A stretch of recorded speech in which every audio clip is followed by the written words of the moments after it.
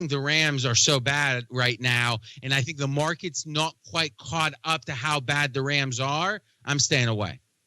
RJ Bell, pregame.com. A lot of people very high in the Tampa Bay Bucks. Arizona does not want to start 0-2, of course, but last I saw, that's 6.5 points the Cards are given. I kind of, I'm crazy. I like Tampa Bay with 6.5 points. Ooh, I'm surprised at that answer because, I mean, here's the thing. Tampa Bay, and again, we talked about last week, was my best bet of the week, so I feel good about that. But they were getting 3 at Atlanta. All right, now they're getting only 3.5 points more at Arizona, a team. Frontenac Raider football is on the air. Raider football is brought to you by Pittsburgh Ford, Performance Spine and Sport, Como Jewelry, Hicus Masonry, Pitt Realty, Kansas Teachers Community Credit Union, CDL Electric, Evans Motors, Kanar Eye Care, Commerce Bank, Crestwood Country Club, Jock Snitch, Batatory Law, Arrowhead Outdoor, Ultimate Choice Catering, Pittsburgh State University, Lane Lord Basketball Camps, DT Sports, Campus Bookstore, SEK Urgent Care, Wilburton Towner, Spigarelli Law, Watco Company, Ryan Insurance, Phelan Law Firm, Raider Express, Paynes Incorporated, Saya Smile Center, Professional Urgent Care, University Bank, All Pro Lawn Care, Lusker Masonry, Wiseman's Tire, Bittner Motors, the City of Frontenac, Folletti Financial, Larry Barrett Body and Frame, Jack Coombs Steel Buildings, Monica Kellogg CPA, and the Littberg Pharmacy. Let's go live to the field for the pregame show.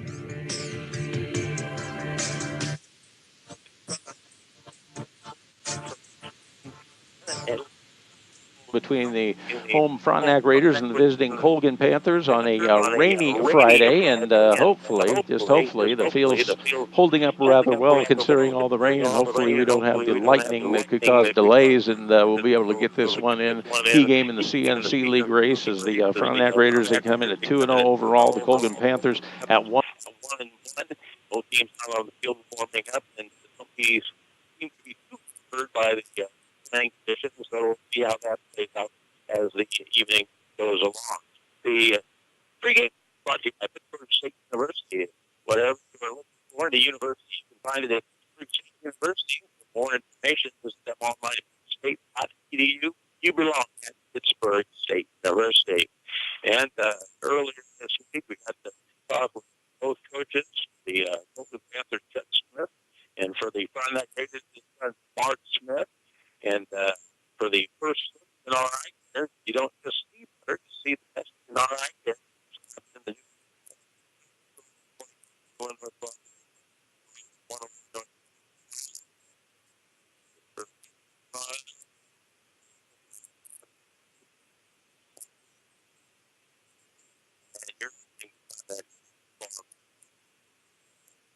Right now, you can choose on how you want to save at Pittsburgh Ford. On America's #1 selling truck, the F-150. Choose 0% for 60 months or rebates as high as $5,050. Or choose 0% for 62 months or $1,000 in rebate on the 2016 Ford Edge. Finally, you can get $1,000 in rebates and 0% financing for 60 months on the 2016 Ford Escape or $2,450 in rebates. Some rebates may require financing through Ford Motor Credit. See dealer for details. Find them fast in names and numbers. This is Dr. Bennett at Performance Spine and Sport. Recover faster with Performance Spine and Sport. Performance Spine and Sport wants to improve your overall physical performance. We specialize in treating soft tissue-related injuries that result from everyday work and play. This fall, we are offering a Saturday morning sports recovery clinic. This features discounted rates on our cryotherapy, Normatec recovery, with active release chiropractic soft tissue care also available. Performance Spine and Sport, inside Meadowbrook Commons at Centennial and Broadway in Pittsburgh. Our free head exam. We're sort of famous for it. People think it's funny when we say, get your free head exam. And it does sound funny, but it's serious business because you can lose your diamond if you don't do it, if you don't get your free head exam. I'm Jill Como. Of course, the head I'm talking about is not the one attached to your neck. There are other professionals for that. I'm talking about the head of your ring, the part that holds your diamond. The head of your ring has prongs. It has welds that keep the head attached to your ring. Those parts wear out, get weak, and they break. But foolish you didn't get your free head exam at Como Jewelry, so you didn't realize that your head was falling apart. And one day, your diamond was gone, just like that. You can stop that from happening to you. Just come see us at Como Jewelry in Pittsburgh and Joplin. Say you want your free head exam. You'll laugh, we'll laugh, and we'll save your diamond from falling out. You will be really happy. Now, back to Raider football. You're listening to Coach's Corner on ESPN 100.7. I'm Mike Snow. It's time to talk some St. Marys Colgan football with their head coach, Chuck Smith. And, Coach, let's go back to your Week 2 victory first over a Baxter team. And on this show a week ago, you told me they were big. And, Coach, you weren't joking. They were big. Despite getting down early, I thought your team really responded well, particularly on the offensive side. Overall, how do you feel like you played? Well, Mike, is a good win. Any win's a good win. And I feel like our league's a good league. I'm real proud of our league. And, boy, on a given night, you heard us all say, hey, anybody can beat anybody on a given night. And Baxter came ready to go, and I thought they played really well against us. And we had to fight back. We're down 13-0. We had to fight back and get a win. So, give it to Baxter for being ready and playing hard and taking it to us. But I was real proud of our kids getting a win out of that. And then tonight begins a 3-game road stretch for the Panthers. Pretty difficult. All three pretty physical teams. You start tonight, obviously, with the Smith Bowl at Frontenac. Coach, what do the Raiders do that concern you? Well, everything. They're just a real good team, Mike.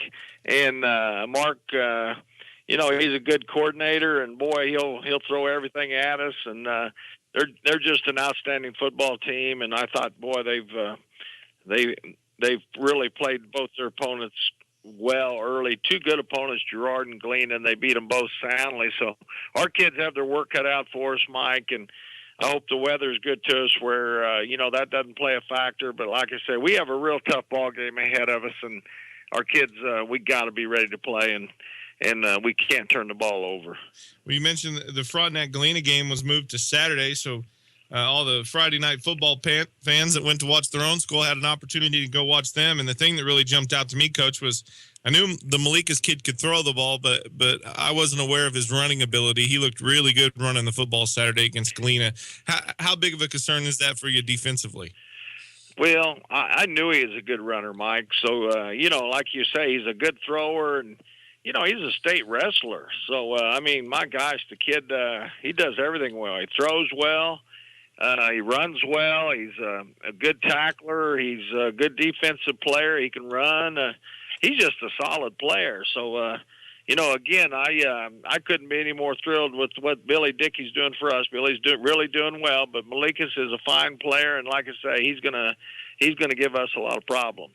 We're talking to Colgan head coach Chuck Smith. And Coach, truly, how hard and difficult is this for this week for wife and mom?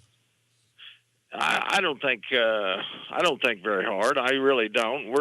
It's really a good thing for us, Mike. This is the 5th time we played, and all 5 times all the kids have been able to come home for the ball game. So what a plus for my family, for all the 7 kids to be at the ball game and supporting everybody. Everybody supports everybody, and I'm real proud of Mark, and I'm real glad of what he's doing, and so I don't want to say it's an easy week, Mike, but it's a good thing. It brings everybody together, and like I say, it's been a good thing.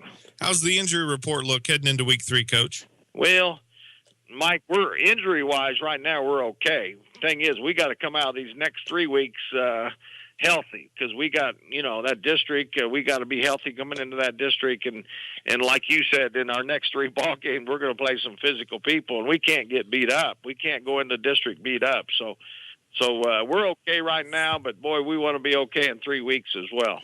Coach, when your schedule first came out, I said the Colgan Panthers in Class 2A have a more difficult 4A Division II district in week 3, 4, and 5 than most of the 4A Division II schools. So it will be quite the test for you, no doubt. Well, it is a tough schedule, Mike. We're playing a very, very tough schedule, but we have good players too. So you know what, we're okay with it. And I just want to come injury free, and I just want to, play hard and get better week by week. And when we get to Game 7, I want to be playing the best football we're playing. So that's what I'm hoping for, Mike. Good luck tonight, Coach. Mike, thank you, and thanks for calling. It's always good talking to you.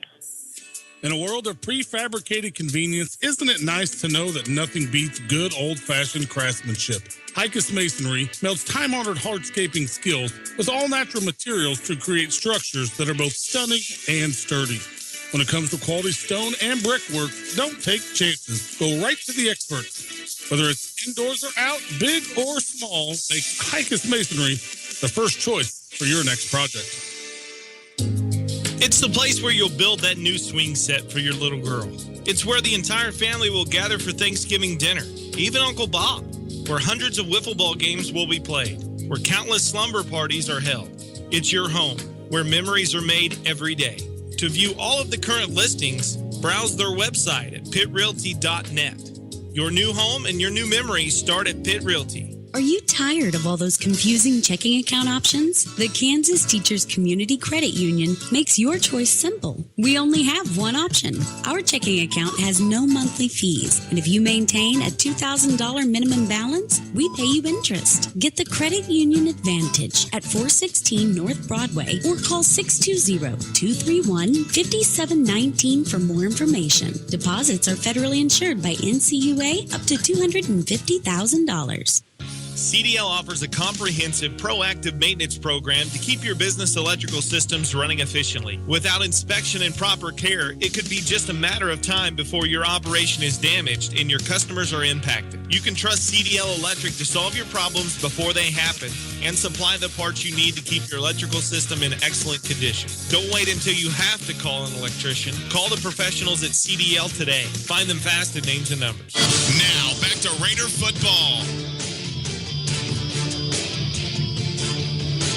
It's time for the Frontenac Raiders Coaches Corner. I'm Rob Strand, talking with Frontenac coach Mark Smith. The Raiders improved to 2-0 with a 35-14 win over Galena at home Saturday afternoon. That sounds a little strange, but the game pushed back from Friday night due to impending inclement weather. And I'll tell you, you've played enough football, coached enough football, you know that after you get kind of in that routine and you get that change, you didn't want the kids getting up at 1 on Saturday afternoon for a 3 o'clock contest. So you kind of kept them busy, didn't you?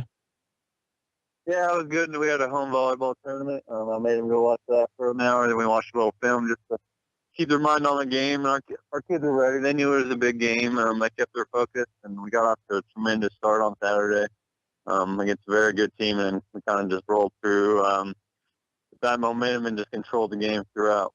And all things considered, Saturday, beautiful weather. It didn't look like the field was much impacted by the heavy rain or got chopped up or anything. And then you got the win on top of it. So I guess a good day, all things considered.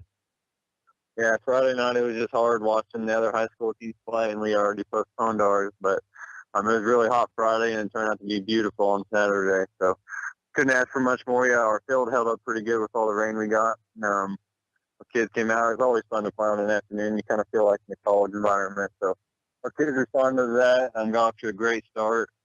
Really played well and physical on defense, I thought. Really kind of set the tone for our offense. And we had some offensive guys make some big plays, and I think our offensive line played a lot better this week. And you mentioned the good start. The week before, Galena fell behind Colgan by a couple of scores. So I guess when you did get that early lead, you couldn't really be comfortable with it.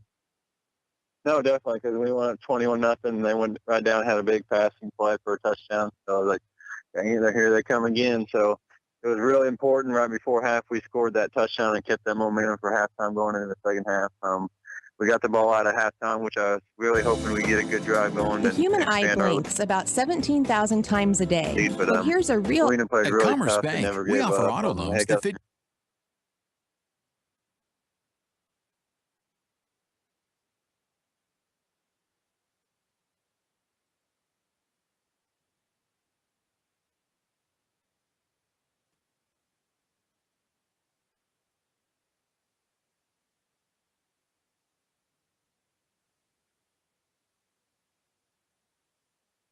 It's been a couple years now. You've had a couple of those games, statewide TV, and your coach against your dad. But is it back to normalcy a little bit after a few years?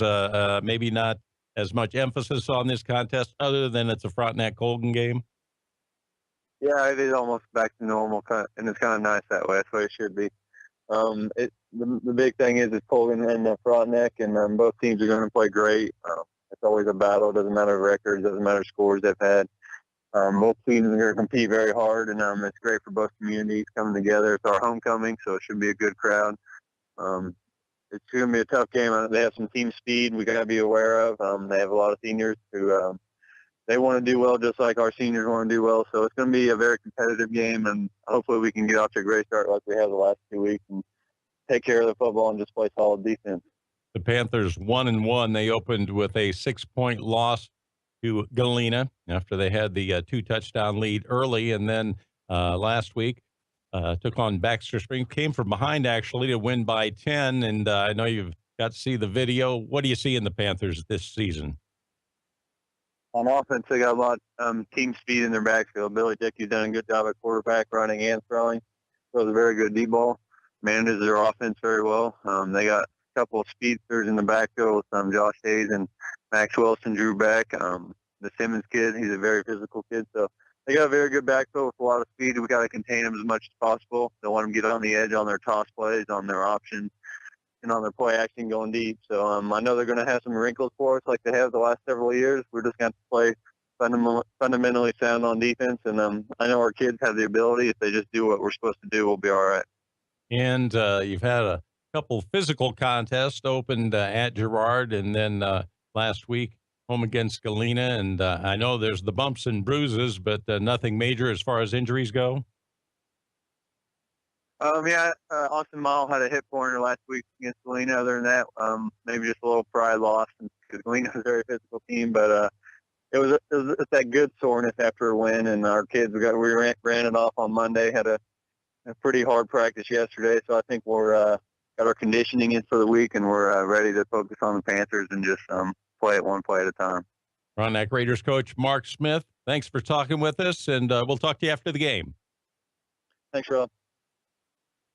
At Evans Motors, we have something for everyone. Looking for a truck to help get the job done? It's on our lot. Need a gas saver to get you around town? It's on our lot. In the market for something reliable for your new teen driver? It's on our lot. Is your family growing and you need a vehicle with more space? It's on our lot. Come see all the vehicles on our lot at Evans Motors at the junction of 69 and 400 Highway just south of Pittsburgh, or check out our digital dealership online at evansmotors.net.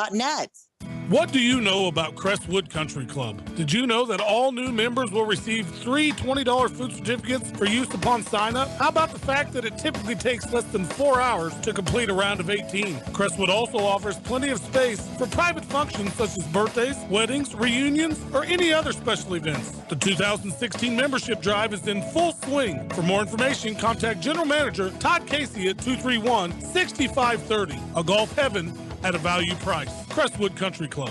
At Commerce Bank, we offer auto loans that fit your world. In my world, I need a different car, so I need an auto loan now. The next car I buy will be red, fast, sporty, and we probably want 3 rows so the kids can really spread out. Whether you're buying new or used or refinancing your current car, Commerce Bank can help. We'll get you a competitive auto loan that fits your budget and flexible payment options that make sense for you. We can even pre-approve a loan so you can start looking for that car that fits your family. We make it easy, so apply today at a branch, over the phone, or online at commercebank.com. Easy? That's great. Easy. That's Commerce Bank. The human eye blinks about 17,000 times a day, but here's a real eye-opener. Dry eyes can cause irritation, red eyes, and blurred vision. Don't assume your blurry vision means you need new glasses or contacts. The doctors at Canar Eye Care are experienced in diagnosing and treating dry eyes with the newest treatments available. So schedule your eye exam in Pittsburgh or Girard with Canar Eye Care, the clear choice. Find them fast in names and numbers. Now, back to Raider football. And Rob and Randy Southern back to the Raiders Sports Complex. The Pittsburgh State University game continues. Whatever you're looking for in a university, you can find it at Pittsburgh State University. For more information, visit them online at pittstate.edu. You belong at Pittsburgh State University. We're looking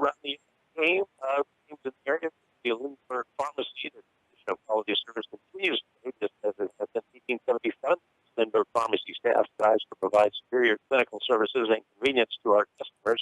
First, we're going to high school in Pittsburgh. Pittsburgh playing home to West City. Listen to that on sister station 100.7 FM. We got our Packberry playing close to Southeast.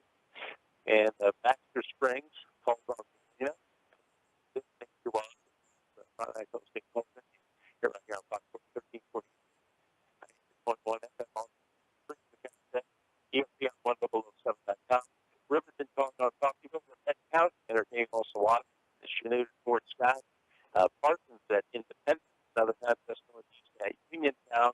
Some of the area games are not impacted much by weather. Again, it is homecoming, and congratulations to Flint King and Cameron Osborne, the homecoming queen. The other candidates for Queen City's talent with Olivia Bristol and Julia Letty, and the King candidate Ryan Long, along with Mike Rickman and the Malikas. Then we'll be back to the starting lineup after we take another 2-minute break to listen to the Frontenac Raiders on Fox Sports 1340.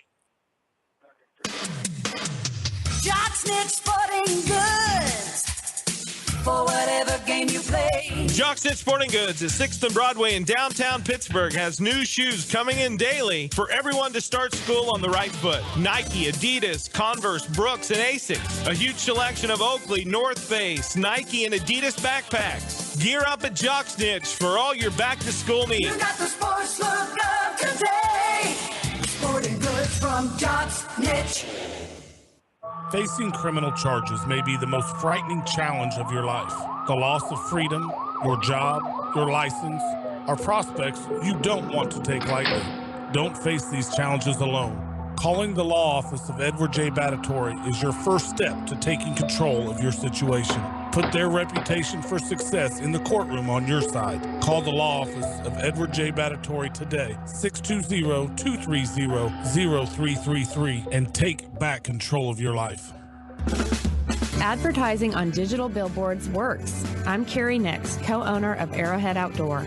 We now have 15 digital billboards at busy stoplight intersections in Kansas and Oklahoma, including at 14th and Santa Fe in Chanute and 20th and Broadway in Pittsburgh. Here's Brian Pasteur with Pitt Realty. A big part of our growth is our branding and our ads on the digital billboard at 20th and Broadway.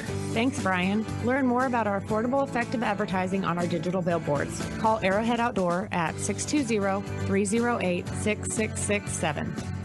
Who's more important, football fans? The offensive coordinator or the defensive coordinator? Neither. It's the Party Food Coordinator. Ultimate Choice Catering is your best hire for Party Food Coordinator this season. Blitz them first with strip pit chicken, pulled pork, or rib, or use a little play action with the hot wings, brisket, or rigatoni. If your guests are just grazing a little at halftime or during the game, you can audible to smoked or garlic sausage bits, sweet onion or pepper dip, or their unique smoked chicken dip. Call Ultimate Choice Catering at 620-249-9858 or email Joe Clark at joeclark@sbcglobal.net. No order is too big or too small for the coaching staff at Ultimate Choice Catering. Now, back to Raider football.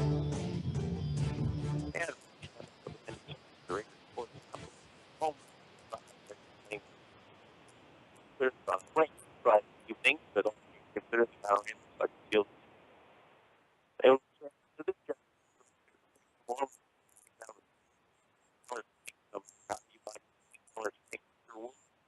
Global banking, you could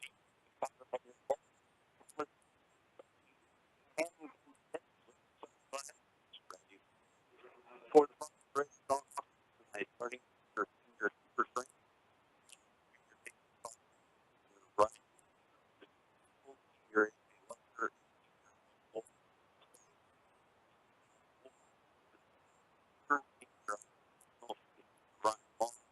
two running backs, senior Austin Long, senior Kate Bolton, and the starting quarterback, senior Brandon Lee. For Colgan Panthers on their starting line for offense, starting senior Jacob Otter, the two sophomore junior Bolton, junior Sam Green, senior Ethan Ward, senior Connor. Jeremiah Bush and senior Alex Brown. The three backs that they run, including a slot, junior Jacob Delasega, senior Josh Hayes, junior Max Wilson, and then the starting quarterback, senior Billy Dickey. And the starting lineups for the Frontenac Colgan contest. And we're nearing kickoff. The starting lineup's brought to you by Commerce Bank. We'll be back with some keys to the game after we take another 2-minute break. 2 minutes. You're listening to Frontenac Raiders football on Fox Sports 1340 AM. In a world of prefabricated convenience, isn't it nice to know that nothing beats good old-fashioned craftsmanship? Hicus Masonry melds time-honored hardscaping skills with all-natural materials to create structures that are both stunning and sturdy. When it comes to quality stone and brickwork, don't take chances. Go right to the experts. Whether it's indoors or out, big or small, make Hicus Masonry the first choice for your next project. It's the place where you'll build that new swing set for your little girl. It's where the entire family will gather for Thanksgiving dinner, even Uncle Bob, where hundreds of wiffle ball games will be played, where countless slumber parties are held. It's your home, where memories are made every day. To view all of the current listings, browse their website at pitrealty.net. Your new home and your new memories start at Pitt Realty. Are you tired of all those confusing checking account options? The Kansas Teachers Community Credit Union makes your choice simple. We only have one option. Our checking account has no monthly fees, and if you maintain a $2,000 minimum balance, we pay you interest. Get the Credit Union Advantage at 416 North Broadway or call 620-231-5719 for more information. Deposits are federally insured by NCUA up to $250,000. CDL offers a comprehensive, proactive maintenance program to keep your business electrical systems running efficiently. Without inspection and proper care, it could be just a matter of time before your operation is damaged and your customers are impacted. You can trust CDL Electric to solve your problems before they happen and supply the parts you need to keep your electrical system in excellent condition. Don't wait until you have to call an electrician. Call the professionals at CDL today. Find them fast at names and numbers. Now, back to Raider football.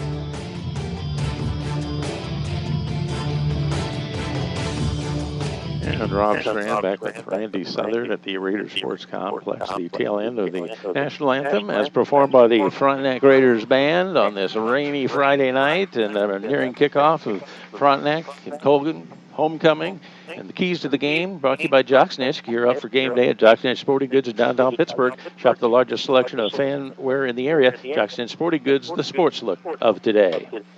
Well, Rob, we'll start with kind of the obvious on a wet field, rainy evening. Win the turnover battle in this game is going to be huge. And Frontec's done a good job so far this year with ball security. Colgan has had issues at times. Last week against Baxter, when they turned the ball over in the first half, that's how Baxter got a lot of their points, was scoring off field position from those turnovers. In the second half of that game, Colgan never turned the ball over and really couldn't be stopped on offense. So the turnover battle obviously will be a big key to tonight's game. For the Frontenac Raiders on offense, I think they'd like to establish the run game considering the weather conditions, but I think they need to run their normal stuff. If they go real conservative, I think they're playing into the hands of Colgan, so they need to stay with that wide-open, unpredictable offense that they've been running all year. Defensively for Frontenac, be physical out there. They need to really do some hitting, but they've got to be disciplined. Colgan likes a lot of play-action passes for their big plays, and so I think the Raider defense has got to stay disciplined in that and just do their job. Colgan on offense, as I just mentioned, they're going to want to get that running game going, and that will set up their play action to try to get their speedy players out into the open field for the big play. Defensively for Colgan, I think they need to tackle really well tonight. That's the key, obviously, but against the Frontenac runners in particularly, especially Malik is so slippery out there, they really need to tackle well. And I think it's imperative that their defensive line gets penetration against Frontenac. Their linebackers are a bit inexperienced, a little bit young, and they're a little bit slower to flow towards the football. But if they can get that penetration in the backfield from their line, that'll slow Frontenac down. Those are the keys to the game brought to you by Jocksnitch. The captains out at the center of the field, Dominic Piccini, Billy Dickey, Garrett Van Beesler, and Connor Smith for Colgan. For Frontenac, Isaac Bicknell, Dylan Flora, Ryan Long, and A.J. Lusker. And it looked like the Raiders won the toss, and they want the football. So they will have the football to start the contest. Kickoff time and temperature. CDL is the area leader in residential, commercial, and industrial heating, cooling, and refrigeration. Call the professionals at CDL to make sure your home or office is the right temperature all the time. Kickoff time and temperature, straight up 7 o'clock, 70 degrees, and a light south wind and a light rain. And hopefully the field holds up to all the rain we've had here recently. The opening kick is brought to you by the Law Office of Edward J. Battatori. Protect your rights. You don't have to do it alone. Experience counts. Call the Law Office of Edward J. Battatori, 230-0333. And interesting, the Raiders think they won the toss. They're going to take the football and go up on offense, which normally situations like this, you may want to put them, play D first, but that's not the way they're going to play it. Yeah, I think Coach Smith wanted to get that ball and be able to jump on them early, see if they can get a drive going right away, especially while the field's in probably as good a shape as it's going to be all night long, will be right now. The more it gets played on, of course, it's going to get chewed up out there. So use as good a footing as it's going to be for that first drive, see if you can get on top early. And Luke Orender to kick for the Colgan Panthers. Back to receive the kick. Gabe Bollinger, flanked by Ishamira. And also back there, Model. Model was dinged up, a little hip pointer in that Galena contest, but came back healthy. And I guess the thing you got to watch right off the get-go is maybe the onside kick if they want to throw a wrench in the works. But here we go. The Raiders and the Panthers. And Orender approaches. Boy, a short end over end, going to have to come up and take it. And Long does. Takes it to center field, and he crosses the 39 out near the 40-yard line. So the Raiders will have good field position, start things off. 1st and 10. Football just shy of their own 40-yard line. And they did similar kickoffs against Baxter last week as well. So Frontenac should have been pretty well prepared for that. Long, what didn't look surprised at all, caught the ball cleanly and got what he could. So 1st and 10, Frontenac. Raiders will start, they mark it right at the 40-yard line. And the Raiders 2-0, coming off of wins at Girard and at home against the Galena. And Brennan Malikas, quarterback under the center. Cooper Loy, running backs in the eye. And there's the give, and that is the tailback, and that is Model. And he is stopped after a short game, only about a yard. I'll tell you, though, pretty well blocked at the point of attack by Frontenac. It was the corner that came up and did a good job filling the hole. Linebacker came afterwards, but that's it. And a hurry-up offense, 2nd and 9 Raiders from their own 41-yard line. Again, out of the eye to give the fullback floor, and he's got some room out across the 45, out near the 47-yard line. Pickup of 6. Yeah, inside trap, try to get that quick hitter. That was an effective play for Baxter last week when they tried a few traps on the inside. So the Raiders hurrying it up after that first play, and now they face a 3rd and about 3 for the Raiders from their own 47-yard line. Some of the umbrellas put up now. Rain, if it is, it's not that heavy right now, and hopefully it holds off, and especially the lightning. We don't need that. 3rd and 3, Raiders from their own 47. Malikas rolling right, and he's got some open field, and boy, he avoids the first tackler and gets the first down as he strolls out of bounds. And they're going to mark it about the, it looks about the, I'm trying to see, is it just across midfield? Well, so he barely made it. Yeah, Malikas on the naked bootleg had Flora coming out into the flat just in case, was able to outrun Josh Hayes to the corner. I thought it looked like Hayes might get him, and if he was going to get that close, then I thought Malikas would dump it. But he felt he could outrun him, got around the corner and picked it up. Raiders 1st and 10 from the Panthers' 49-yard line. Bollinger is in there. Left of Malikas. Malikas gets a snap, takes it up the middle, crosses the 45, and dives down near the 44-yard line for a pickup of close to 5 on 1st down. Good choice by Malikas that time to cut that ball up the middle. Looked like for a second he might think about bouncing it, but saw a hole on the inside. It's hard to argue with 6 yards. 2nd and 4, Raiders from the Panthers' 44-yard line. A nice crowd here, considering big games in the area and the weather, but always when the Raiders and Panthers hook it up, you get a pretty respectable crowd. Out of the gun and gives it on the dive. That's Bollinger, and he is collared and brought down at the 41-yard line after a gain of 3. Pretty good play by Sam Green plugging up that hole in the Colgan defensive line. But they were that play was close. One little cut to the outside, and he might have had a hole, but Green did a good job stuffing up the hole he was trying to go through. 3rd and 2, Frontenac from the Colgan 41-yard line. 9:53, clock moving here, first quarter. Initial offensive possession of the game. Wide to the left goes Long, wide right Bicknell. Slot left is Model. Single setback Bollinger. Malikas going to follow him in the line, and he's got the first down near the 37-yard line. Yeah, and a good job left side of the line. Faked to the back, and the linebacker took the back, but that left nobody there for Malikas. Found a nice hole on that left side. Convert for yet another first down. Raiders 1st and 10 from the Panthers 36-yard line, and the sun coming out here is looking to the west. Looks like some clearing, and that Panther defense is going to be looking into that bright sun as it sets to the west. Out of the I formation, Bollinger the up back, the tailback. That is Model. Boy, and he got his face mask. Penalty flag goes down, and that's a break for the Raiders because Model designed to go up the middle. He tried to come outside, and he was given ground. Actually lost about 4 yards, but blatant grabbing of the face mask. Yeah, very obvious, and you're exactly right. When he bounced, he had nowhere to go. That's a case where you'd like to see him just follow that lead back. It's an ISO. Take that thing right up the gut, see what you can get. But the Raiders are going to get bailed out here with the face mask. White hat talking official face mask against the Panthers. And wait and see what they got as far as the mark-off. What is it, 15 from the spot of the foul? I believe so. And it is, and after the mark-off, the Raiders are going to have a 1st and 10 from the Panthers' 24-yard line. So far, the Raider offensive line hasn't allowed a lot of penetration, but they need to stay on their blocks a little bit longer. The defensive line for Colgan able to shed the blocks and get on ball carriers before they can get it too big a head of steam. Trips go right side, floor tight left. Single running back, that's Bollinger. Under the center, that's Malika's going to keep it. Turns the corner, 20. Dragging tacklers down near the 15-yard line, and that's the amazing thing about Brandon. Of course, strong kid. You mentioned the wrestling. He's got the quicks, and that didn't look like anything was going there, and he turns it into a 9-yard gain. Well, that's just it. You know kind of about the speed and the slipperiness, but that time he just dragged. I believe that was Drew Beck that came up from the corner spot to make the hit. He just dragged him for an extra 5 or 6 yards. You know, that wrestling strength coming through. 2nd and 1. Raiders from the Panthers' 15-yard line. Single setback Bollinger. Malika's in the eye, give Bollinger, busted up the middle, inside the 10, down with the 8-yard line. Well, inside trap again, and it pops open. They got the linebacker block too, so it's a really nice hole right up the middle for Bollinger. 8:49 left first quarter. Initial drive, the Raiders down to the Panthers' 8-yard line where they have a 1st and goal.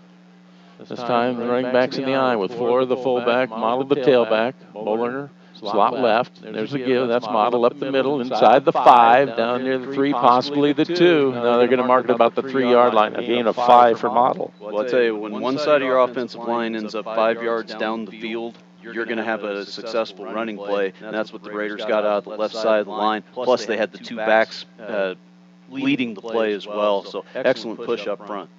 2nd and goal, Raiders from the Panthers' 3. Out of the I formation, Malika's under the center. That's Model again. He bounces off a tackler at the line, and he got in. Touchdown, Austin Model from 3. Yeah, and that's again just line up and run it right at them. Get 2 lead blockers in the backs, and Model running hard gets some big touchdown to get on the board early. And I tell you, if you're Frontenac, the best part about this drive, not a single pass play. Ran the ball, and mostly ran the ball straight up the middle. That's a good sign if the Raiders are able to continue that throughout this game. And Trey Harris to attempt the extra point out of Ryan Long's hold. And a kick up, line drive, and it's through. 8:06 left in the first quarter. Frontenac 7, Colgan nothing. We'll be back in 30 seconds. You're listening to Frontenac Raiders football on Fox Sports 1340 AM. Hi, I'm Kendall Gammon. You may know me as a Kansas City Chief, but I'm also a proud graduate of Pittsburg State University. Pittsburg State offers more than 200 degree programs, small class sizes, and tuition so affordable, it earned Pittsburg State a top 10 ranking on Washington Monthly's Collegiate Best Bang for Your Buck list. But don't take my word for it. Visit Pittsburg State and see why there's nothing like being a gorilla. Learn more at pittstate.edu/BA Gorilla. Now, back to Raider football.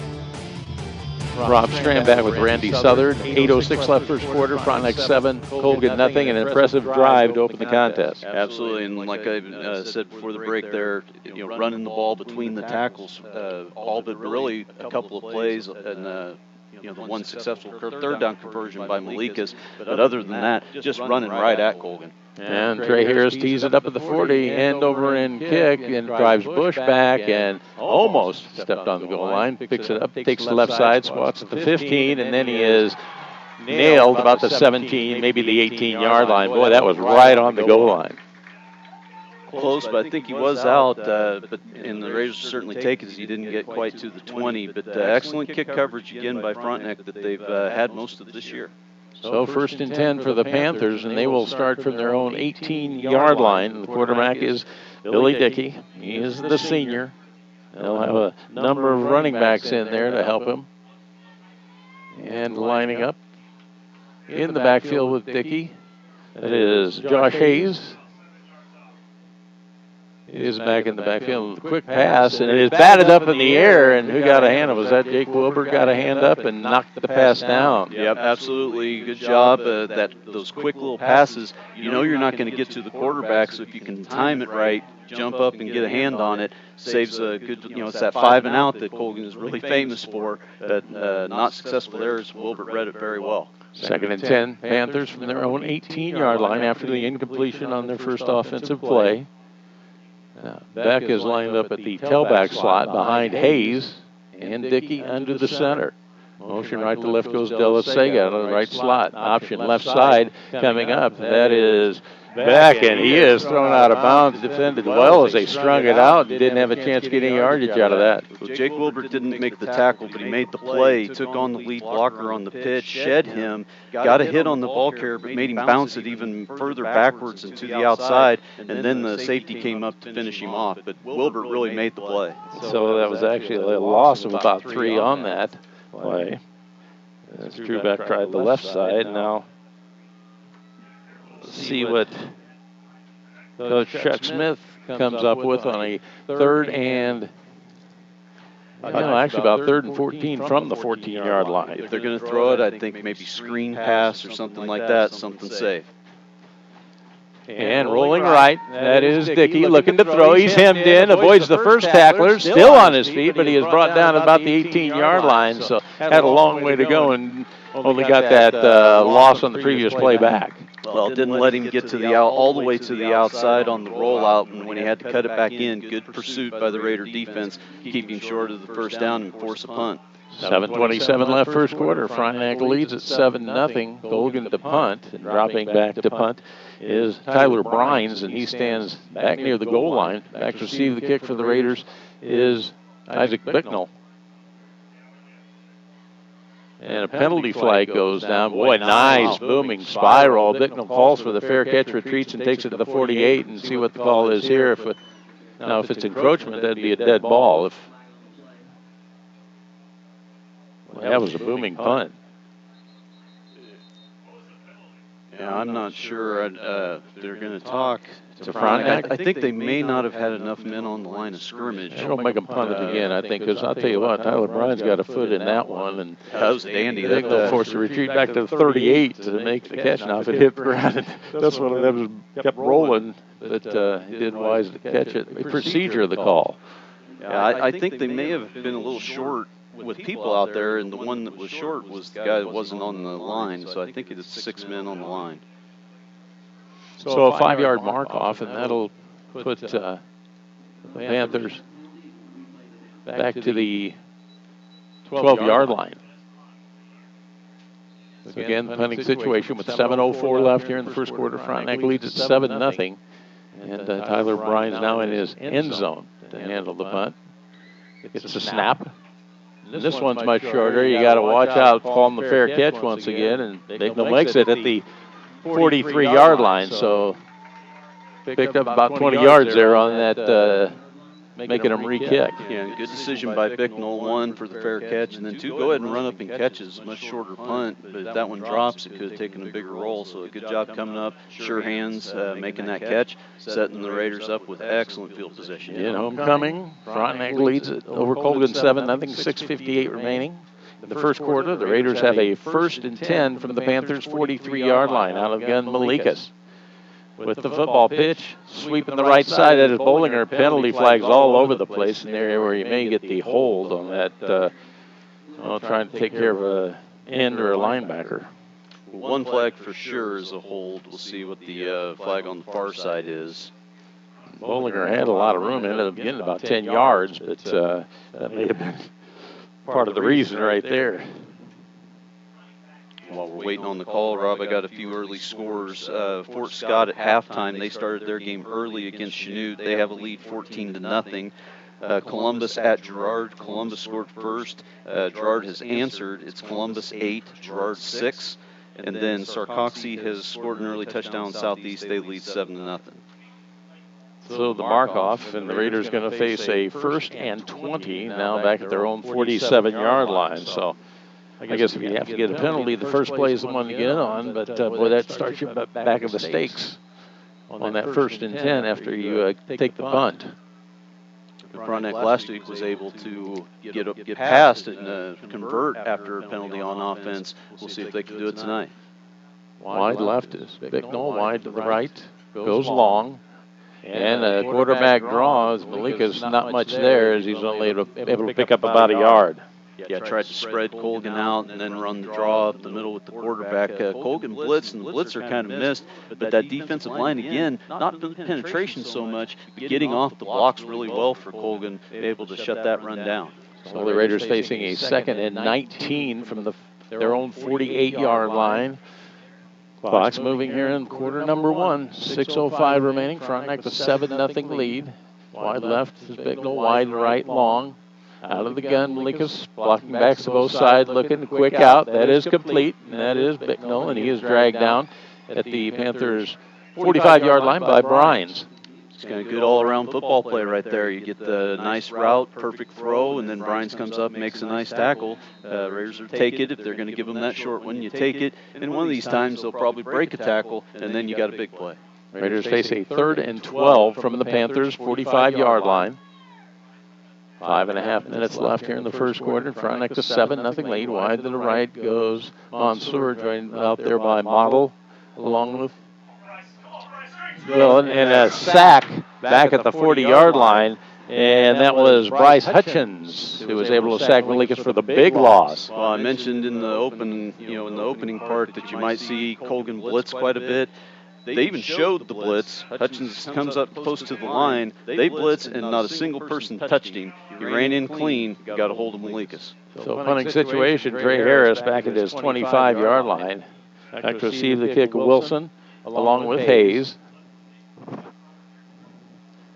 And good snap, Harris with it. Oh, he shanked it way short. And it backs up. It's at the 48-yard line. So the Panthers have a 1st and 10 from their own 48-yard line. But 4:39 left here in the first quarter. And Frontenac, the 7-0 lead. It is a pair of rainbows to the east side of the Raiders Sports Complex. And boy, that's a big turnaround right there after the holding on the 1st and 10. Set the Raiders back, couldn't convert, and a short punt.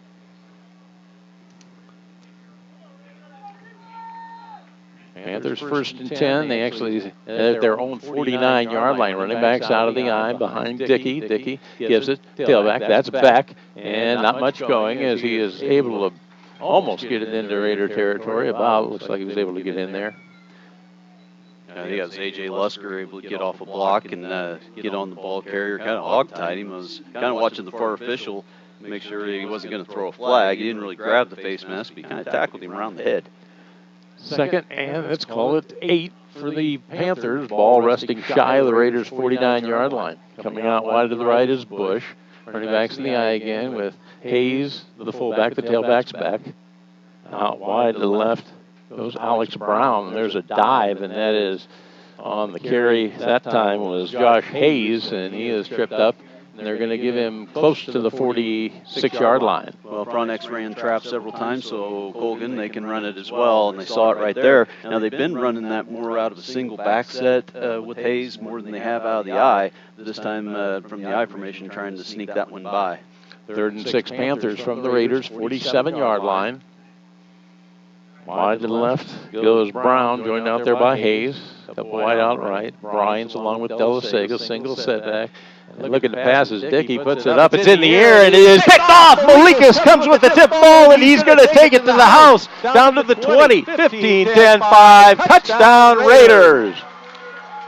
Well, this is why you do tip drill, but I tell you, the coverage, Frontenac has been running almost strictly man-to-man all year. This time they mix it up and they go zone because they crisscross the wide receivers and then look for the quick slant, but there was Long sitting there waiting on it in his zone coverage, was able to come up, force a high throw, the ball goes off the hands of the receiver, and then Malikas just streaks down the sideline for the big play and touchdown.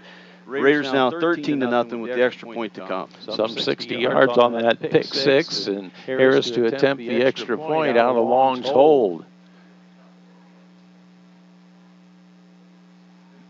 And the extra point attempt is up, and Trey drills another one. 3:13 left here in the first quarter. Frontenac 14, Colgan nothing. We'll be back in 30 seconds. You're listening to Frontenac Raiders football on Fox Sports 1340 AM.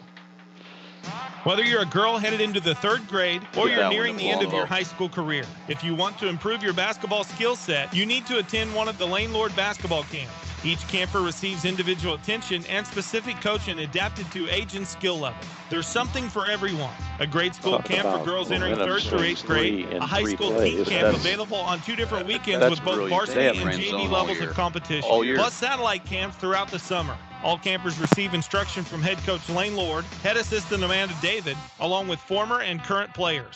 For more information, visit them online at lanelordbballcamps.com. Coach Lord and Coach David have seen tremendous success over the past several years, and they begin their recruiting at these camps, with over 20 former campers being signed. Visit lanelordbballcamps.com. Now, back to Raider football. Rob Strand back with Randy Souther. 3:13 left here in the first quarter. Frontenac 14, Colgan nothing, and Trey Harris tees it up at the 40. This one, a low line drive, and takes a hop, a one-hopper to Della Sega. He goes to the far side and cuts it up the middle, tripped up and brought down to the 30-yard line, and that looked like Luke Loy on the coverage.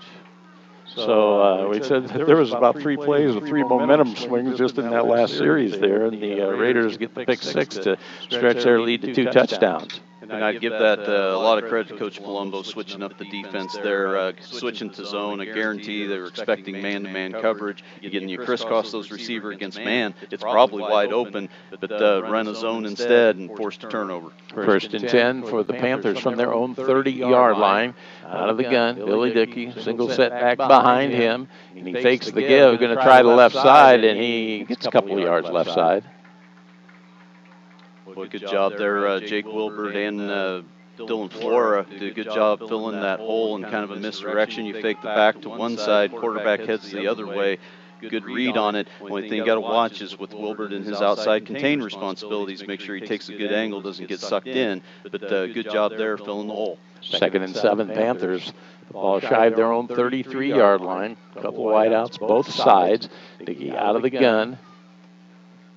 Now motion left to right goes Hayes. There's a give, jet sweep. And, there's a block in the back. Boy, they didn't. Wow, coming up is Malikas, and they still battling for yardage. They thought he was going to blow the whistle, but did not. The ball's loose. It's a hold for sure. Oh, yeah. It's a hold for sure. How did you not see that? He grabs the jersey and spins the defensive end around. I don't know how that one got by the official, but regardless, nice hit, though, by Malikas coming up and standing Hayes straight up. 3rd, let's call it 4 for the Panthers from their own 37-yard line. Well, I thought that thing was going to screech to a halt because I thought it was pretty blatant. Then they had him held up, and he was still battling. I thought, you don't want to let go until you hear that whistle stop the play.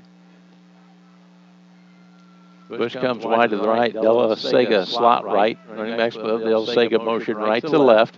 There's a pitch, sweep, right side, and Wilson's going to be brought down short of the first down. Good job, quick pitch. They pull a tackle on that. You got the man in motion to lead. Wilbur with the outside contain, stretched it out, made him force it back up the field. And here comes the cavalry, especially with the linebackers to fill it and stop him short of the first down. You would think they would punt being back in their own end, just now making the substitution for the punt team. I would say this, though, 14-0, you're out to almost your 40-yard line. If you're going to run a fake, it's not a bad time. Well, you might want to try and draw them off, too. They're going to get a little antsy. They are in the punt formation. No, they're punting. Good snap. Ryan's back there, gets the snap. Nice punt. Nobody back to receive the kick for the Raiders. It's going to take a Panthers roll inside the 20 and roll dead down about the 17-yard line. So the Raider defense holds. offense to the field with 49 seconds left first quarter, and Frontenac leading at 14-0. A couple more scores. Labette County is hosting Osawatomie, former opponent for the Raiders. Labette, with the first score of the game, they lead 8-0. Coffeyville has a 14-0 lead on Riverton. Sarcoxie scored again. They lead 14-0 over Southeast. So there's some scores for you, and of course you mentioned Labette's a future opponent of the Raiders, as was Riverton.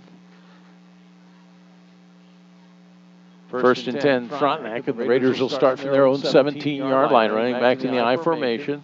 Slot right, that is Flora, motion right to left, give, pitch, sweep left side, model, cuts inside, still on his feet, and out across the 25, out near the 27-yard line. And Austin Model get a lot of carries here. Don't they worry about Austin occasionally gets to hold that ball out there like a loaf of bread, and but he's having a good season. Well, 2 games and a quarter in. Well, and that's what I was thinking. He was holding it just a little bit loose, but Bollinger again with a nice lead block, model cut, going to the outside, but cut off that block. It will get a great gain on first. Second and 1 for the Raiders. Their own 26, high snap. Malikas rolling right, puts it up, and it is too tall off the intended receiver's hand. That was Brock Ginnevan over in front of the Panthers bench, and pass falls incomplete. Yeah, that one just got away from Malikas a little bit, but I kind of like the call. It's second and 1, maybe a little less than a yard. Why not take a shot? See if you can get a big play when you got 3rd and 1 coming up. So the Raiders with a 3rd and 1 from their own 26-yard line. 11 seconds left first quarter. Frontenac the 14-0 lead. Running backs out of the eye now on the fullback slot for the Raiders. That is Zach Roseborough.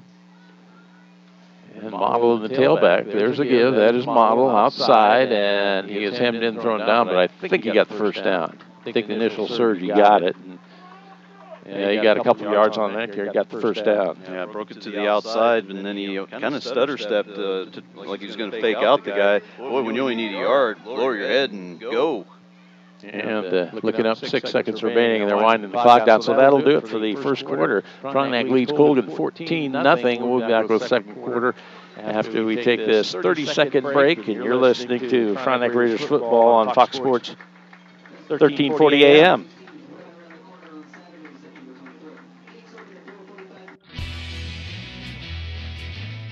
Why should you choose Pittsburg State University?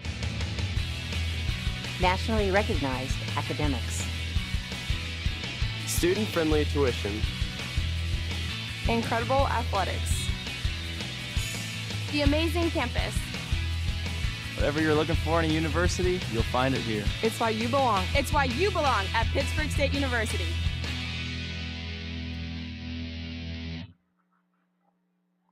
Rob Strand back with Randy Southard. We head into the second quarter. Frontenac leads Colgan 14-0 on homecoming. Congratulations, homecoming king Luke Loy and homecoming queen Cameron Osborne. They were crowned prior to kickoff for this battle. And first quarter, a good start for the Raiders once again. And important, too, a few chunks of turf up, but the field looks to be in fairly decent condition. Yeah, I've seen some turf fly up, but really haven't seen anybody slip or anything. So I walked around the field before the game started, and it was soppy, but I felt the footing was actually pretty good. A lot of grass still out there this early in the season. And of course the Raiders will be on the road the next 3 weekends, so they'll have time to mend with the freshmen and JV, or excuse me, junior high and JV playing some. Yes. Webb City has scored on Pittsburgh. They lead 7-0. Big one over to Hutchfield.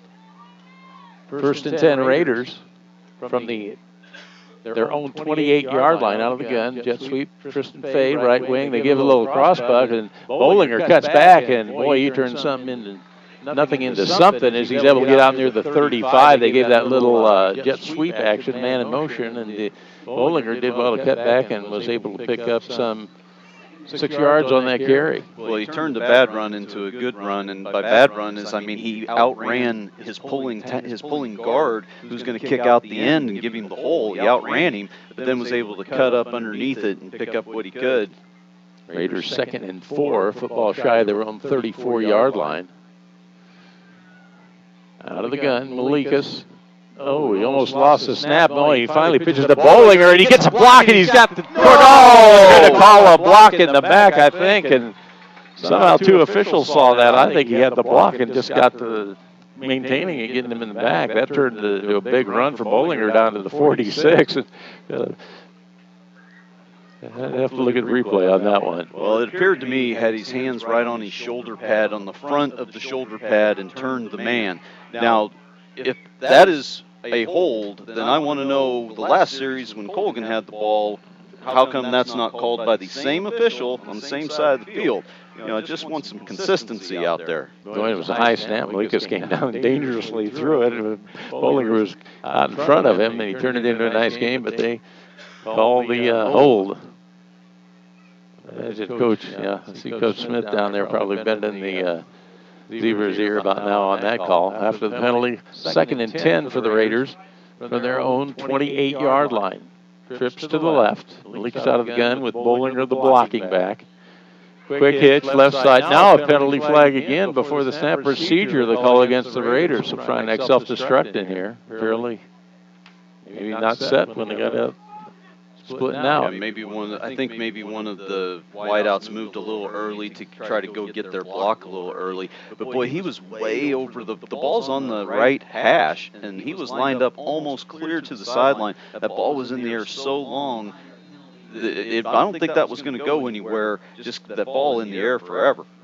Second.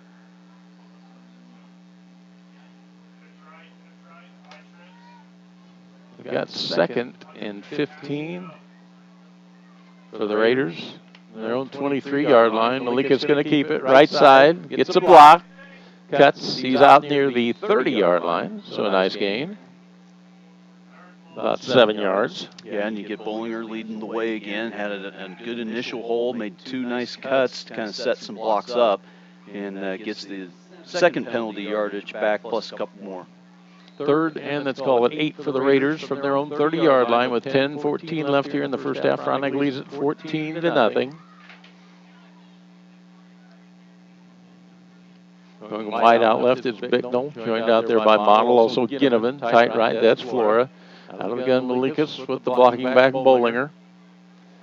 On 3rd and 8, takes it, going long, got a man open, it's up for grabs, and it is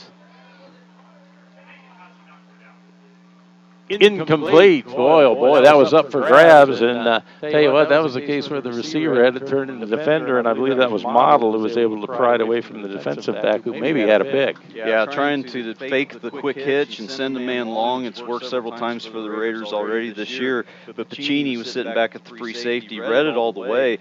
I thought it was going to be a pick for sure, and then Model goes up, and I thought for a second he wrestled it away, but apparently the ball just ended up hitting the ground. Hayes and Wilson back to receive the punt from Trey Harris.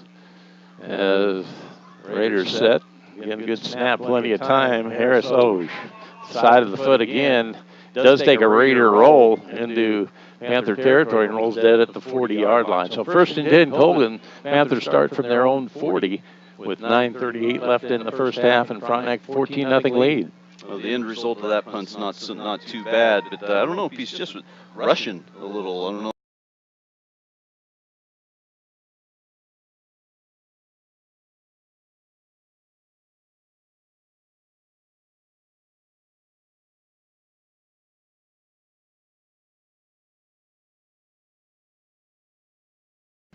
Wide to the right goes Bush.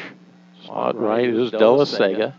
Running back split behind the quarterback. That's Dickey. There's a give. Trying up the middle, dancing his way, and trying to see if that was Wilson or, Max Wilson got about 3 or 4 yards on that carry. Yeah, Dexter Palmer with a good read and was able to scrape across the line and get there to fill that hole before he could get too many yards. 2nd and 7 for the Panthers from their own 43-yard line.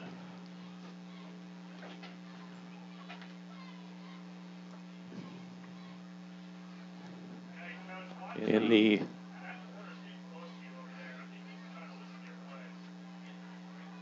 running back out of the eye, Dickey with the blocking back, looking to pass, pumps once, some pressure, trying to turn the corner, chased by Flora, puts it up and pass incomplete. Boy, good pressure by the line coming up, harassing Dickey before you get that, find a receiver. Well, they were trying to get Jeremy Bush open on a double move on the far side of the field. Malikas in man-to-man coverage over there would have none of it, had him blanketed, and once he was covered, really had no place to go with the ball and just had to throw it away.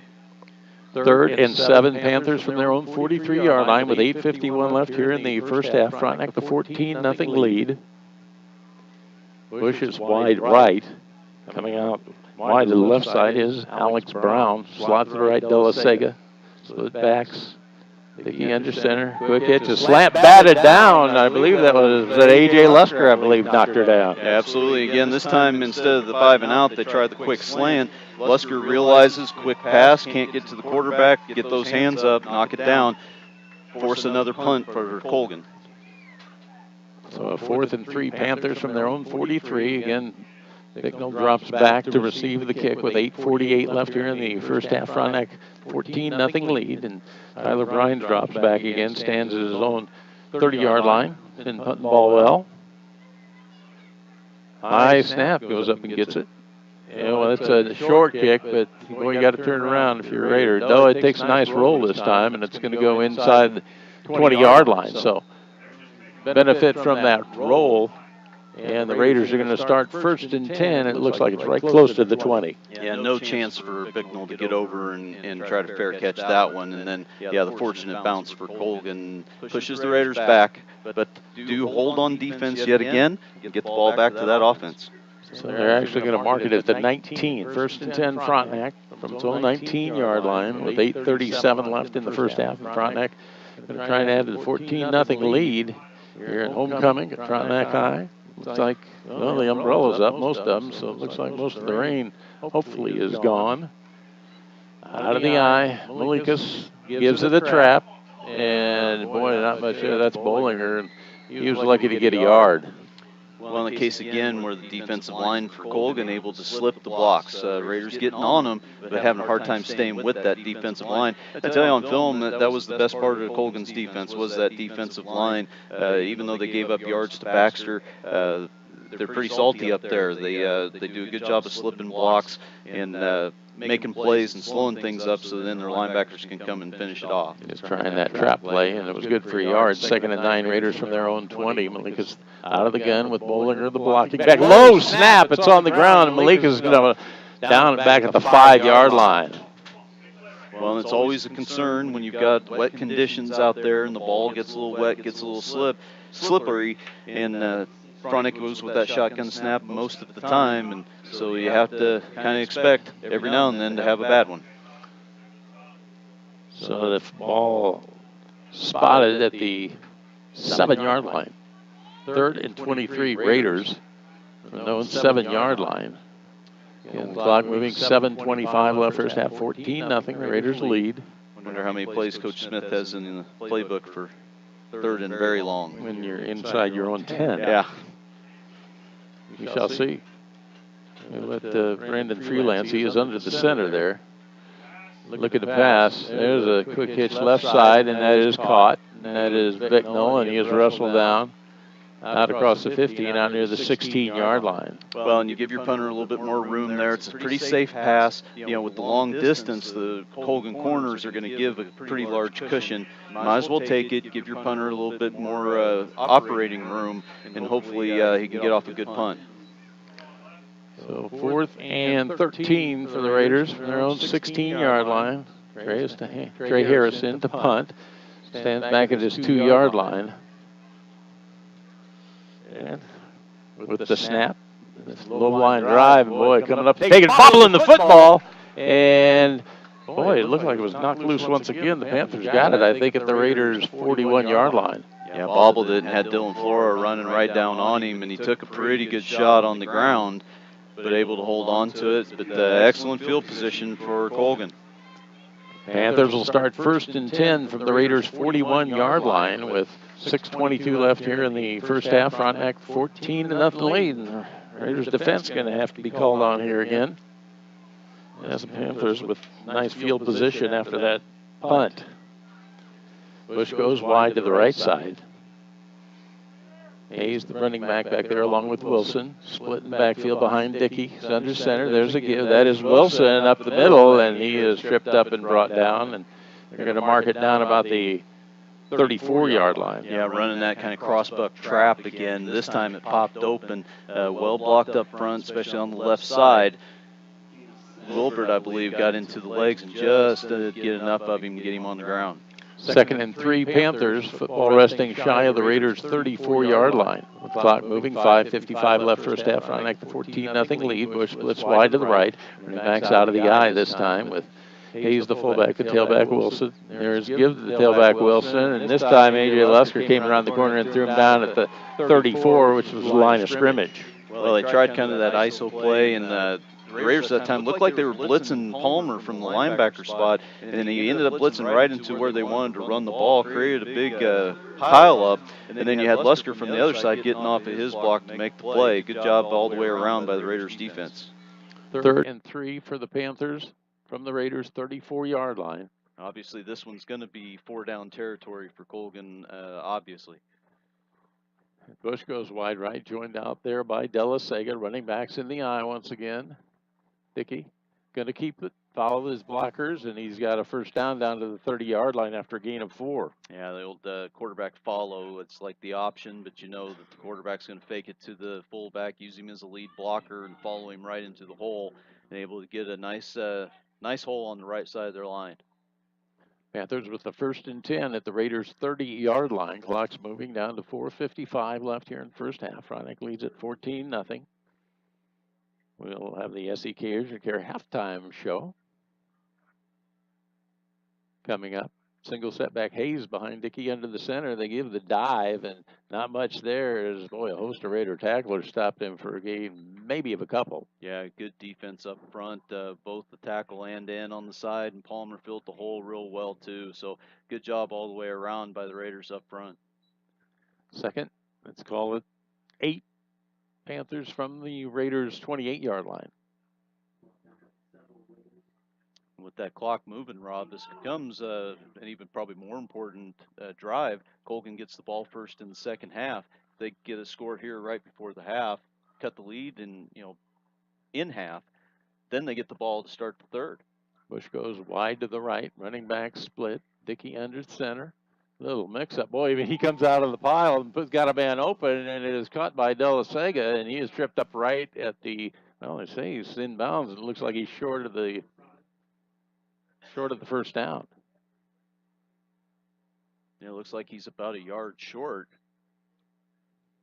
on the play, but I tell you, this thing was so messed up from the very beginning. It actually worked in Colgan's favor, that everything got bundled up with the play fake.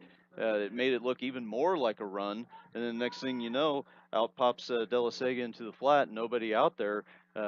Raiders fortunate to get him down before he got to the marker. 3rd and 2 for the Panthers from the Raiders, 22-yard line.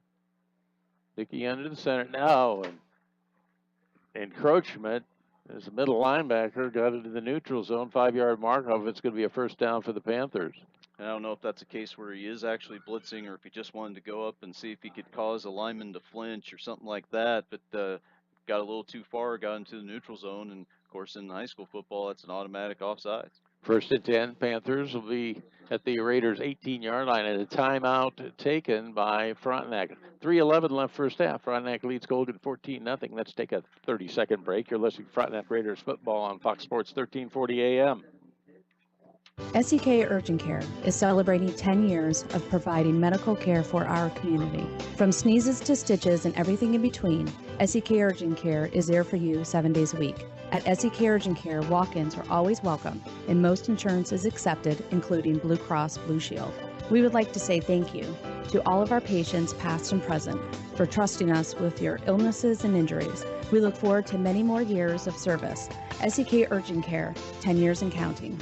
Now, back to Raider football. Rob Strandak with Randy Southern. We have 3:11 left in the first half. Frontenac leads Colgan 14-0. The Panthers on the move. They have a 1st and 10 from the Raiders' 17-yard line after that 5-yard mark-off. Gives Colgan a first down. Running backs in the eye behind the quarterback, Dickey. comes out, and they got a trap coming left side and busting up the middle. That is Delasega, and he is tripped up and brought down at the 5-yard line, maybe the 4, and he has a first down after a gain of 13. Well, and I talked about being disciplined in the pregame, and right there, the Raider linebacker's not disciplined at all. They both bought the fake to the fullback, going to the right side of the offense. They bring around the slot back in a kind of a reverse with the pulling lineman, and there's no linebackers to fill the hole at all. So first and goal for the Panthers from the Raiders' 5-yard line. Dickey under the center. There's a give to the tailback, and this time Wilson was stopped after a gain of a couple down maybe about the 3-yard line. And that time Flora read it much better, and running the ISO to the left, Flora fills the hole, stops it for little to no gain. Clock moving. We're down to 2.5 minutes left in the first half. Frontenac leads at 14-0. Colgan threatens with a second and goal from the Raiders' 3-yard line. And again, the Panthers will have the choice to start second half, which soon they would take the football. See some umbrellas popping up.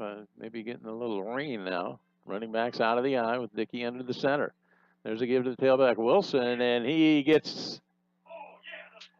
Oh, he got the signal from the near official, so Max Wilson goes in from 3. Yeah, so again, that left side of their offensive line, they like running that way and get a good push up the middle. Lusker tried to come across the defensive front to get there, just couldn't quite get all the way. It was a long way to go for him, but a good push on that left side. So the extra point attempt coming out. Bryan's the kicker.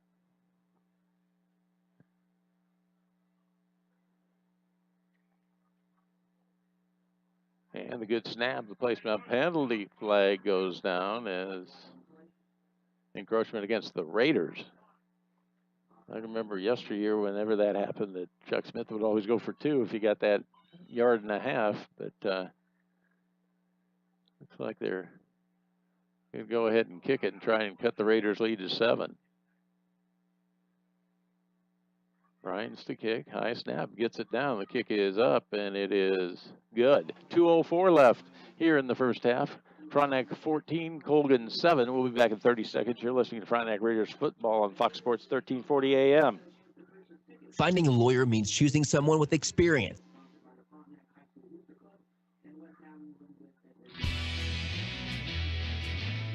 Why should you choose Pittsburg State University? Nationally recognized academics. Student-friendly tuition. Incredible athletics. The amazing campus. Whatever you're looking for in a university, you'll find it here. It's why you belong. It's why you belong at Pittsburg State University.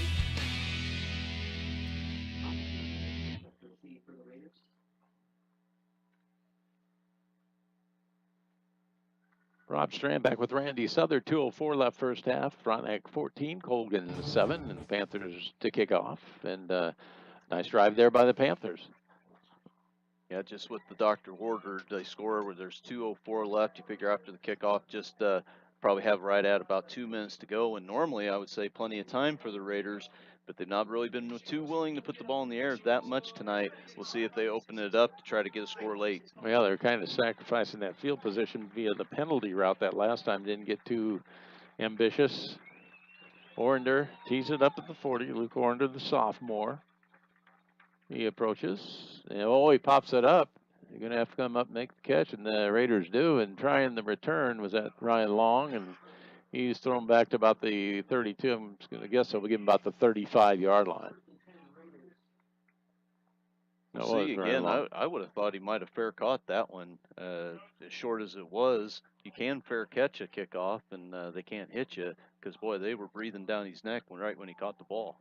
First and 10 Raiders from their own 35-yard line. 1:59 left here in the first half. Frontenac leads at 14-7. Faces in there as Model comes to the sideline. Tristan Fay in the backfield. And he comes to the slot right side. Going down there with Bicknell. Wide out left. Option. Keeping it. Malikas.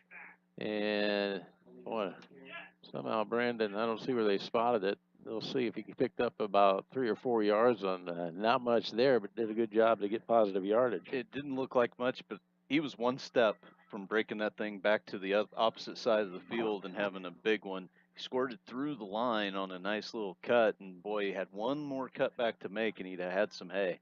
Second and 7 for the Raiders from their own 38-yard line out of the gun. Malikas with the snap, tries left side, has the first down. He slips and falls down right at midfield, and that was more the slipping rather than the contact there that brought him down, but a nice gain of a dozen. Yeah, that's kind of the first slip we've seen tonight of any significance. Did look like Pacini was in pretty good defending position. I'm not sure Brandon could have made him miss, but interesting 2 running plays though to get to start out this drive. First and 10 from midfield, rolling right. Malikas got a man open. It is caught. Ryan Long steps out of bounds at the 45, able to pick up 5 yards. Yep, roll out, hit that 5-and-out pattern. Get out of bounds to stop the clock, important. Frontenac does have 2 timeouts left. Second and 5 Raiders from the Panthers' 45-yard line with 1:11 left here in the first half. Frontenac 14-7 lead. Of course, back at halftime with the SEK Urgent Care Show. We'll take a look at the scoring summary and some of the stats. Wide left goes Bicknell. Also Fay out there along with Long. Bollinger, the single blocking back to the left of Malikas. He's going to keep it. Cuts it up the middle, across the 40, has the first down, drags tacklers down near the 37-yard line. Keep those legs a churning. But that was a case again where he's about one little step away. The line not able to quite stay on the man just quite long enough to let Malikas get all the way through. First and 10 for the Raiders from the Panthers' 38-yard line is where it's marked. Malikas rolling to the left, looking to throw. It slips out of his hand. He is hit as he threw. And I think he had a defender open out there. And that was Connor Smith, I believe, was putting the pressure, and the pass falls incomplete. And that one just slipped right out of his hand and went into the middle of the field. Raiders probably quite fortunate that one's not picked off. Does stop the clock, though, and looks like Brandon's getting a new towel. Hands must be pretty wet. Second and 10, Raiders from the Panthers' 38-yard line, down to 53 seconds left in the first half. And Frontenac with that 14-7 lead on homecoming. Bicknell goes wide left. Fay joins him out there. Wide to the right is Long. Also Flora to the right. Bollinger, the blocking back. Malikas looking. Pressured. Forced to scramble. Avoids the first wave at the end. He takes a smack out of bounds by Hayes about the line of scrimmage. And the Raiders had Long and Flora going down the right side of the field. That's where Malikas was looking. Good coverage by Colgan in the defensive backfield. He really didn't have any place to go with the ball. So 3rd and 10 for the Raiders from the Panthers' 38-yard line, down to 47 seconds left here in the first half. Been a good one. Big turnover, pick 6 for the Raiders, turned things around, gave them the 2-touchdown lead, but the Panthers responded, cut it to 14-7 with 47 seconds left here in the first half, and the Raiders facing a 3rd and 10 from the Panthers' 38-yard line. Malikas with the snap, looking, going long, puts it up for grabs, and it is well defended as Brines is back on defense. As trying to see who was. That's Long. Long was out there, yes. Yeah, and that's a case where Malikas just sees the one-on-one, decides to throw it up there, give his wide receiver a chance to make a play. Brines with excellent coverage and able to knock it away from Long out there. So the Raiders are going to go for it with 41 seconds left here in the first half, leading 14-7. 4th and 10 from, they actually put it. Well, that's not right on the marker, isn't it? It should be about the 38, or am I? Now, don't be surprised if we see the quick kick like the Which Raiders is did a last possibility. week against Galena. Yes, he did. Nope, they're going to go for a throw. Over the middle man open. It is caught. Flora dragged down at the 20-yard line. Boy, nice pitch and catch for 18. Now the clock does stop on the first down. The Raiders with 2 timeouts. The clock will wind as soon as they have the chains set. Now the chains aren't moving. Is there a penalty flag somewhere? Oh, I think there's a flag way over on the far side of the field by the first down marker. Yes, there is. I wonder if the unsportsmanlike maybe, or was there a warning? Yeah, sideline warning. I think they had been given one before. And now they're going to go ahead and tack that on. So the Raiders will have a 1st and 10 at the Panthers 16 with 35 seconds left here in the first half. And Frontenac, the 14-7 lead and on the move. They've wind the clock. We're down to 30 seconds. Lincoln's going to keep it, take it, breaks it right side, and tries to split a couple of defenders. Still gets it down near the 11-yard line. Pick up of 5 and a timeout taken. So 23 seconds left here in the first half. Frontenac leads at 14-7, and the Raiders on the move. We'll be back in 30 seconds. You're listening to Frontenac Raiders football on Fox Sports 1340 AM. After 3 decades in business, Bittner Motors of Pittsburgh remains a local favorite. If you're in the market for a has been an fender bender or just needs a complete makeover, Vietti Auto Body in Pittsburgh will make it look as good as new. Vietti Auto Body on East 4th in Pittsburgh since 1948. Find us fast in names and numbers.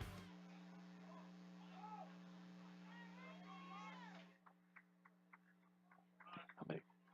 Is that right? 2 timeouts? 1 now. Oh, okay. We just used 1. Okay.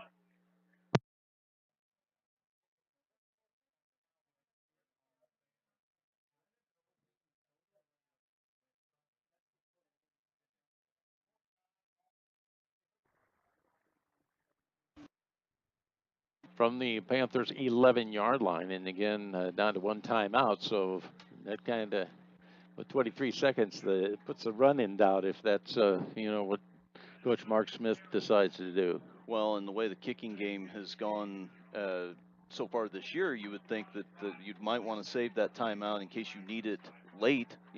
With just a few seconds left to set up for a field goal. I don't know. I'm sure Mark Smith wants a touchdown, not the field goal, but it does make your play calling a little bit different. Got trips left. Bollinger, the blocking back from Malikas out of the gun. Look at the pass. Look at the little swing pass. Boy, they got that smelled out. That's going nowhere. Bollinger cuts, misses the first wave of tacklers, still gets inside the 10, is able to pick up a couple of yards. Well, really well defended, as you said, and just a great cut. This is all individual effort. This play took forever to kind of get going out there. They were able to sniff it out just because it took so long. It became so obvious. Good cut by Bollinger, got what he could, but it forces the Raiders to use their last time out. They face a 3rd and 3, do the Raiders, from the Panthers' 9-yard line with 14 seconds left. Now, here's the option two. Trey Harris has been kicking the ball well. Do you consider the field goal here if you don't get it on 3rd down?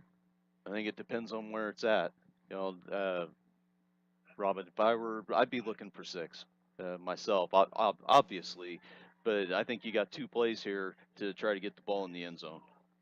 And I think with the conditions, all things considered, when you think about the snap, the hold, I just think go for the touchdown.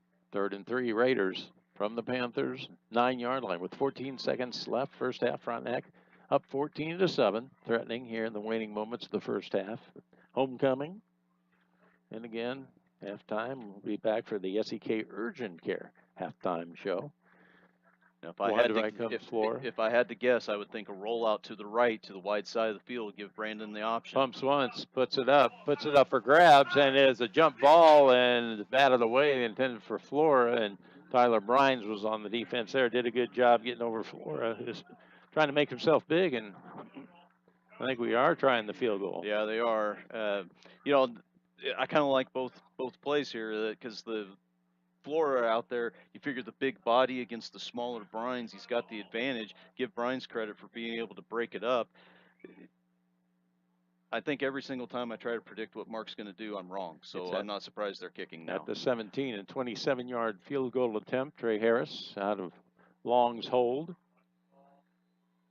Some movement in both lines. Oh, good snap. Pressured. The kick is up and long enough. It is no good. He missed on the 27-yard field goal attempt. 5 seconds remain in the first half, and Frontenac with the 14-7 lead.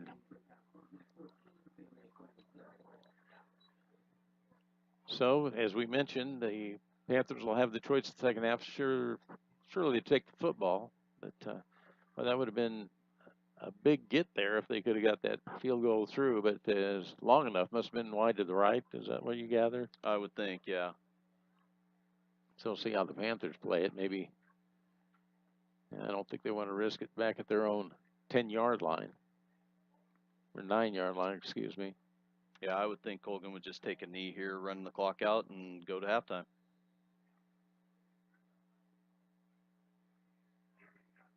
So 1st and 10 for the Panthers from there. Now they're going to mark it after the missed field goal attempt. Put it at the 20-yard line.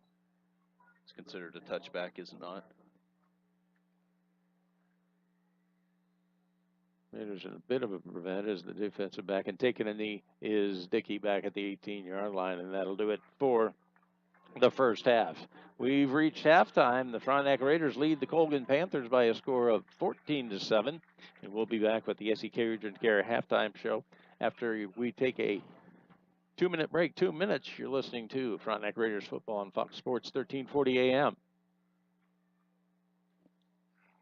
Since 1945, Tri-State Building has been helping build the four-state area, providing quality construction services and dependability at competitive prices. Tri-State Building has a reputation as a general contractor and an authorized Butler builder, which holds experience, quality, and reliability above all other considerations. Tri-State Building has built a multitude of projects and is your full-service design build contractor that can take you from concept to grand opening. For an honest and proven contractor, call us, Tri-State Building.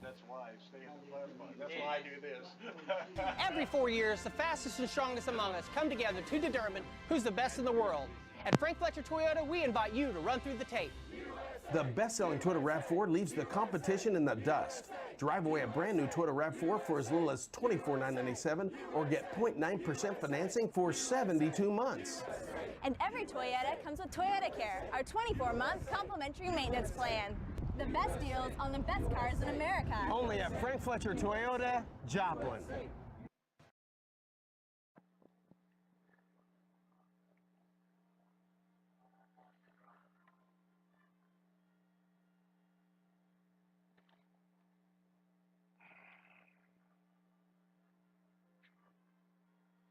The law office of William L. Phelan at PhelanLawFirm.com.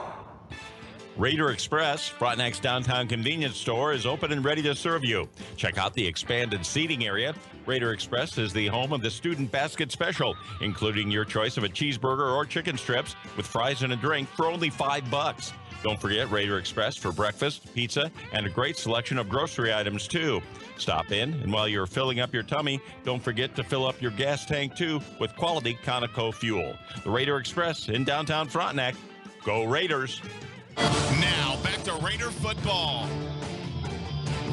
Rob Strand, Randy Southern, back at the Frontenac Raiders Sports Complex. We're at halftime. The Frontenac Raiders lead the Colgan Panthers by a score of 14-7. The SEK Urgent Care halftime show, located on the corner of Centennial and Broadway. SEK Urgent Care is dedicated to providing excellent medical care in a rapid, caring, and courteous manner to walk-in patients 7 days a week, including evenings. The SEK Urgent Care halftime show, and been an interesting first half with the Raiders the 14-7 lead. First half stats brought to you by Monica Kellogg CPA. Personal and small business tax preparation along with a variety of other accounting practices are available at Monica Kellogg CPA. Call today 235-0920 to set your appointment. That's 235-0920 for Monica Kellogg CPA LLC. And the unofficial stats scoring summary at halftime. The Colgan Panthers, quarterback Billy Dickey, 4 carries for 9 yards. Max Wilson, 6 carries, 17 yards and a touchdown. Josh Hayes, 3 carries for 10 yards.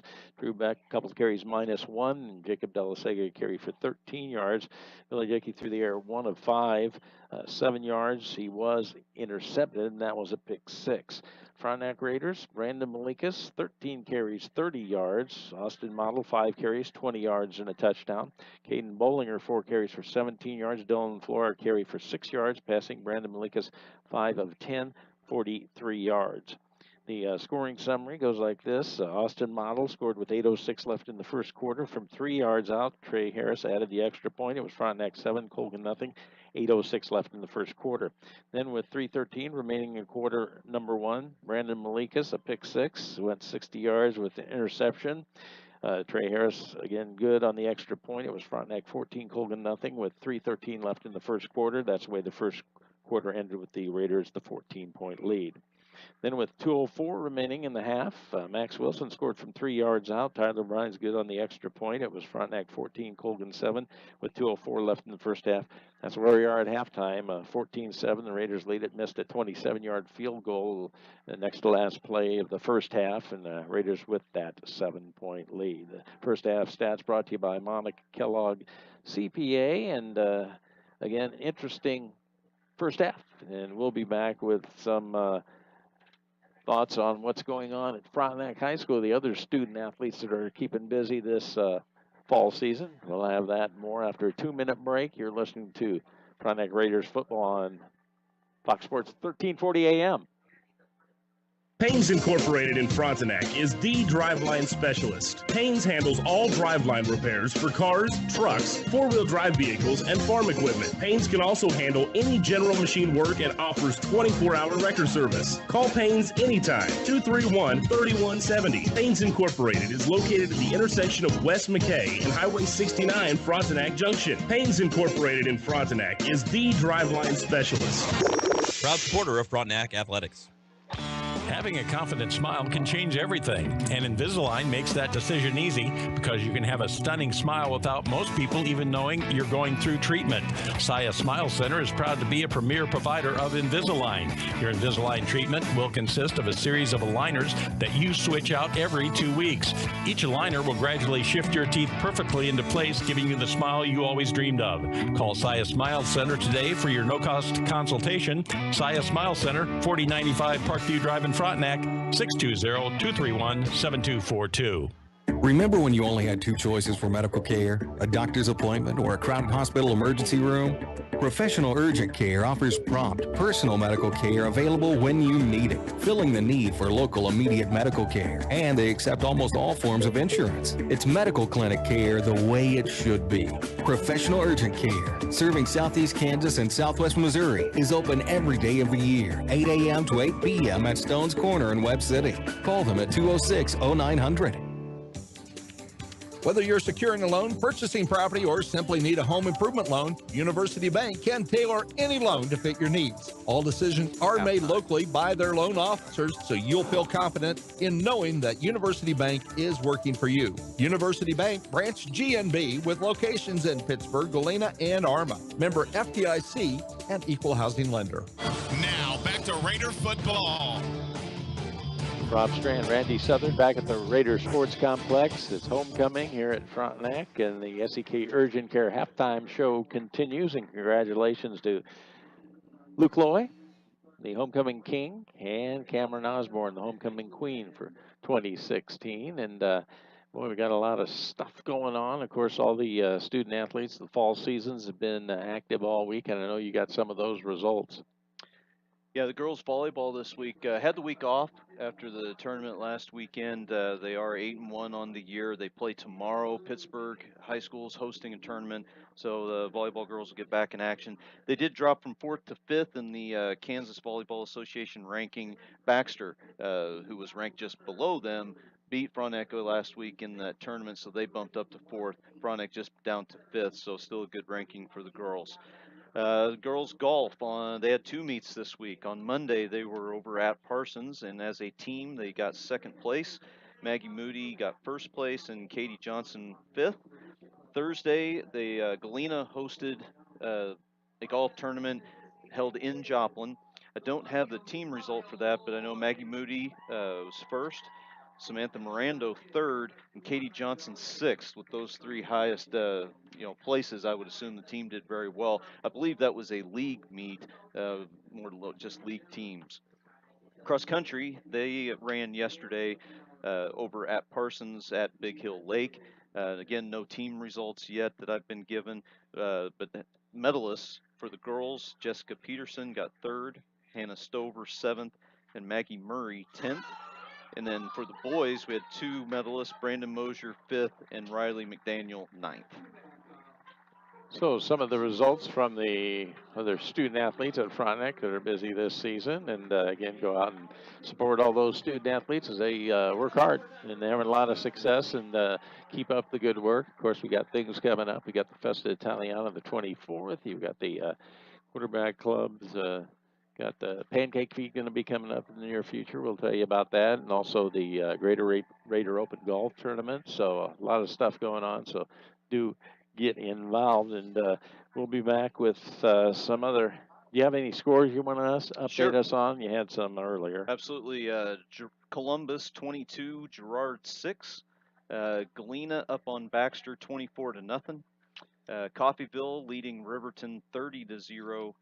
Sarcoxie leading Southeast 42-0. Labette County has a lead on Osawatomie 34-12. At the half, Webb City 13, Pittsburgh nothing. I've got in the fourth quarter, Fort Scott 22, Chanute 0. And then I have Independence 14, Parsons 0. So those are some of the scores, and yes, West Elk is winning as our cameraman went to Howard West Elk. So he good shot for all you West Elk fans who are listening out there. They're excited about that. In any event, those are some of the scores we got going on, and we'll come back and take a look at some of the halftime adjustments that are going to be necessary after we take a 2-minute break. 2 minutes, you're listening to Frontenac Raiders football on Fox Sports 1340 AM. A beautiful lawn doesn't just happen by itself. Sometimes you need a little help. That's where All Pro Lawn Care comes in, providing year-round property maintenance for commercial and residential customers, licensed and insured. You can trust the experts at All Pro Lawn Care, from mowing, edging, to tree trimming, leaf and snow removal. All Pro Lawn Care provides the highest quality work at prices you can afford. Call me, Jared Brooks, today at 620-249-7767. That's 249-7767. Go Raiders. At Lindbergh Pharmacy, we care about your health. From a qualified and caring staff to services like our Time My Meds and MedPack programs, Lindbergh Pharmacy provides personalized service you can count on. Refill prescriptions online at lindberghpharmacy.com or on your smartphone with our free Lindbergh Pharmacy mobile app. You can also sign up for our text alert program, and we'll text or email you when your prescription is ready. Can't make it to us? We'll deliver your medications right to your door. Lindbergh Pharmacy, now 2 locations to serve you. Who's afraid of the big bad wolf when they know their house was bricked by Adam Lusker? Adam Lusker Masonry has brick by brick, block by block, and stone by stone became the go-to guy for masonry work. No job is too big or too small. Adam Lusker and his crew are not afraid of hard work.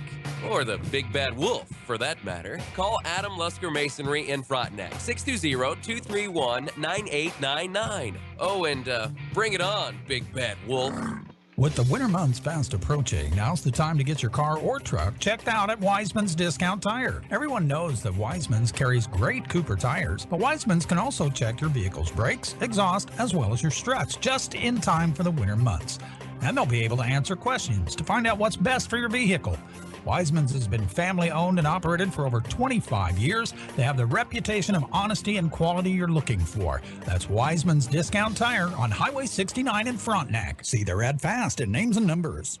Now back to Raider football. Rob Strand, Randy Southern, back to Raider Sports Complex at halftime. Frontenac leads Colgan 14-7. The SEK Urgent Care halftime show continues, and second half adjustments brought to you by Bob's Grill, a proud food tradition. Bob's Grill has been serving the community breakfast and lunch since 1964. Order what you want, eat what you get. Bob's Grill, 1014 North Broadway in Pittsburgh, and Bob's Grill halftime adjustments. And pick the coaches' brains, what are they telling their teams at halftime? Well, I think both coaches are probably a little happy and a little upset, to be quite honest with you. If you're Frontenac on defense, you got to be pretty happy with your defense. Our buddy Trent Kling down there only has Colgan's for 56 total yards of offense in the first half. But I think what Coach Palumbo will key on is there were some breakdowns on that touchdown drive, some missed assignments. Again, I'm always talking about being disciplined on defense. So I think that's the biggest thing for the Raiders is just stay disciplined. Everyone do their job and not buy the fakes and the misdirection stuff that Colgan has been throwing at them. Offensively for Frontenac, I think up front, staying on their blocks a little bit longer, move your feet a little bit more. Colgan's defensive line's done a good job of that being initially blocked, but then getting off the line, the offensive line, and being able to make plays and limiting Frontenac's run game, especially after that first drive. So I think, one, stay on your blocks, and then I'd like to see Frontenac open it up just a little bit more. They tried to kind of in that second quarter, had some penalties that set them back on down in distance that kind of hampered a few drives. But I think the field's good enough that where you really ought to be able to open things up just a little bit more. Trust your quarterback not to, have it slip out of his hands again. Trust your senior receivers out there that they can come up with some catches and get this thing opened up a little bit. Coach Chuck Smith over on the Colgan side, I think offensively, I think you'll see even more misdirection and look for the play action to try to, again, take advantage of some aggressiveness by the Raiders defense, get them going one way, bring the ball back the other way, reverses or, the crossbuck action, then hit them with the play action pass.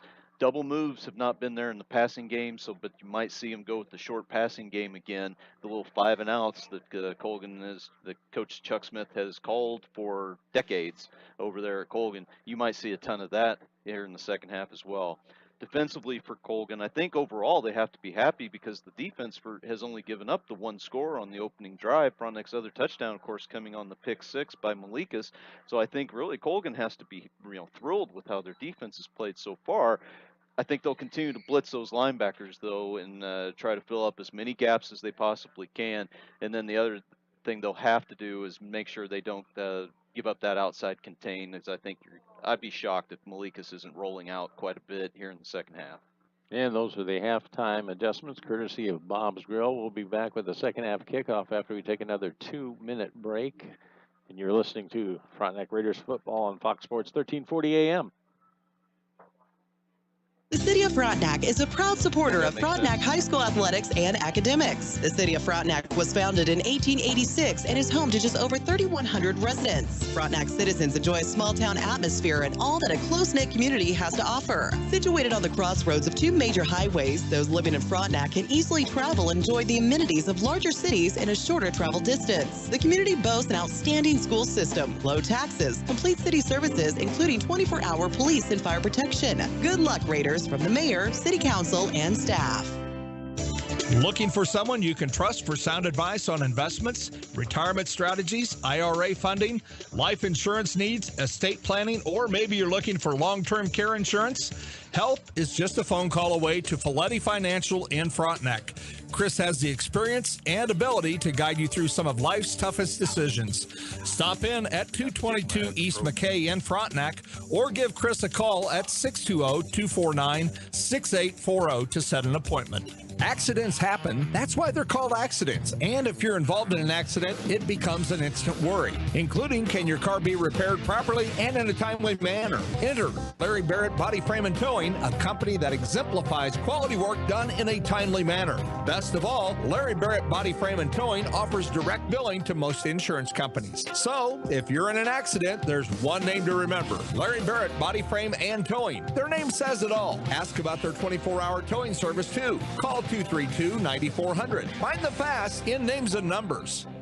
The gang at Jack Coombs Steel Buildings is a proud Frontenac Raiders supporter in the classroom and on the field. If you need a steel building, call Jack at 620-249-1029. That's 249-1029. Jack has been in the construction trade for over 4 decades, so he has the knowledge needed to construct your building right. Don't forget, for your steel building, call Jack Coombs Commercial and Steel Buildings at 620-249-1029. Go Raiders! Now, back to Raider football. Rob Strand back with Randy Southern, ready to start the second half. The second half kickoff brought to you by Crestwood Country Club. Crestwood Country Club offers the area's best entertainment value. The weather is cooling off, making it the perfect time to hit the links. For membership information, contact General Manager and Club Pro Todd Casey. So appreciate Crestwood Country Club sponsoring the second half kickoff, and down to 66 degrees. Don't see any umbrellas up, so apparently the rain holding off, and glancing at the flag, just a light breeze, not much breeze. So all things considered, there were a few slips out there, and you see a little churned up turf there, but all things considered, that amount of rain, the field in pretty good shape. Yeah, it's held up really well, and again, said earlier, I think the fact it's early in the year, probably as much grass out there on that field right now as there's going to be the whole year, and that helps with the rain. Did want to mention I finally got a scoring update on one other area game. Uniontown has a 19-0 lead on Northeast. So those are some of the scores we have here at halftime, where Frontenac leads Colgan 14-7, and Frontenac to kick off and the Colgan to receive. And back to receive the kick, Jacob Della Sega drops back there, and he is joined with Jeremiah Bush as they stand back near their 5-yard line. Crowd getting up on their feet as they're ready for the second half. Frontenac 14-7 lead, short end over end kick. Now Bush actually drifts back to about the 5, brings it near side, crosses the 20, and then he is drilled out across the 25-yard line down about the 26. Yeah, Zach Roseborough in coverage did a good job coming over and making a good solid tackle around the waist. Nice play. So 1st and 10. Panthers will start from their own 26-yard line, trailing 14-7. See what this Raider defense can do now. As said, the Panthers had their best drive there at the end of the second quarter to get within a score. Out of the gun, Dickey looking, fake the hitch, and now Dickey's forced to keep, and he's thrown down at the 25, lost a yard. Looked like they were trying to set a hitch over to the right side and just gave up on it early. Yeah, and because they had more blockers out there and more players than Frontenac had defenders. I think that little pass was there, but even when he took off to run, he had a big hole to the left side, never looked at it, tried to go right, ended up losing a yard. 2nd 11 for the Panthers from their own 25-yard line. This time Dickey under the center. Couple running backs behind him. There's that crossbuck action, and boy, not much there. Don't know who ended up with it, but it wasn't much of a game. Wilson was stopped at the line of scrimmage. Yeah, tried to get that trap going that was successful in their touchdown drive. They were able to pop a couple of traps, tried it again there, and the Raiders had had none of it. 3rd and 11, Colgan. Football resting inside its own 25-yard line. As Della Sega brings in the play from the far side, and Kate Simmons heads to the sideline. Frontenac the 14-7 lead with 10:45 left, third quarter. Opening possession here in the third quarter. Running backs line up in the eye behind Dickey. And he's going to pass, looking right side. There's the go, and he puts it up for grabs, and it is batted and intercepted. What a play by Brandon Malikas, and coming up with it was Isaac Bicknell. Well, they tried the double move on Malikas out there. They've tried it several times tonight, and it hasn't worked yet. And the quarterback just throws it up in the air, trying to give Bush a chance to make a play. Malikas is waiting on it, goes up, tips it. Here comes Bicknell from the free safety spot over to, he's probably looking to make a hit. The ball pops right into his arms. 1st and 10 Raiders. As good as Malikas is as a quarterback, his play at corner this year has been absolutely phenomenal. You just can't burn him over there. 1st and 10 for the Raiders from the Panthers' 48-yard line after the second interception. Running backs in the eye behind Malikas, who's under the center. They give it to the tailback. That is Model. Boy, just spins out near the 46-yard line, maybe a yard. And that was, I think that was Wilson coming up. They've moved him down to a linebacker, almost like a 4-3 look out there, and he did a good job filling that hole. 2nd and 9 for the Raiders. Football resting shy of the Panthers' 46-yard line. Yeah, nice crowd on both sides and along the chain link fence in the end zone. Also the other chain link on the visitors' side. They got a lot of folks. 2nd and 9. Raiders. Malikas going to keep it. Left side's got some room. Tries to get to the edge. He does. Avoids a couple tacklers. Drags tacklers inside the 35 down near the 33-yard line. A penalty flag is down, and I believe in the area you're going to get the hold. Yeah, I think this is a hold on the outside because I tell you, the line and backs, the tight ends, they really did a nice job blocking that up front, and then they get the hold on the outside. Now they're going to mark it from the spot, which is about 5 or 6 yards down the field, but still it takes away a first down and really kind of puts a wrench into the monkey works here for this drive. So after the mark-off, the Raiders will face a 2nd and 14 now from their own 48-yard line.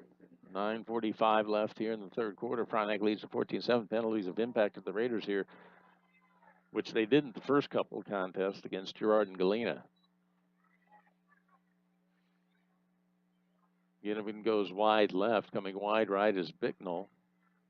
Walking backs flank Malikas in the gun, looking. There's got a man open. Oh, they had the pitch and hitch, and Brock Ginnivan failed to make the catch, and it would have been looked like it was pretty open over there. Yeah, there would have been just one man to beat, and Ginnivan tried to make the catch and then got a little ahead of himself, tried to pitch it.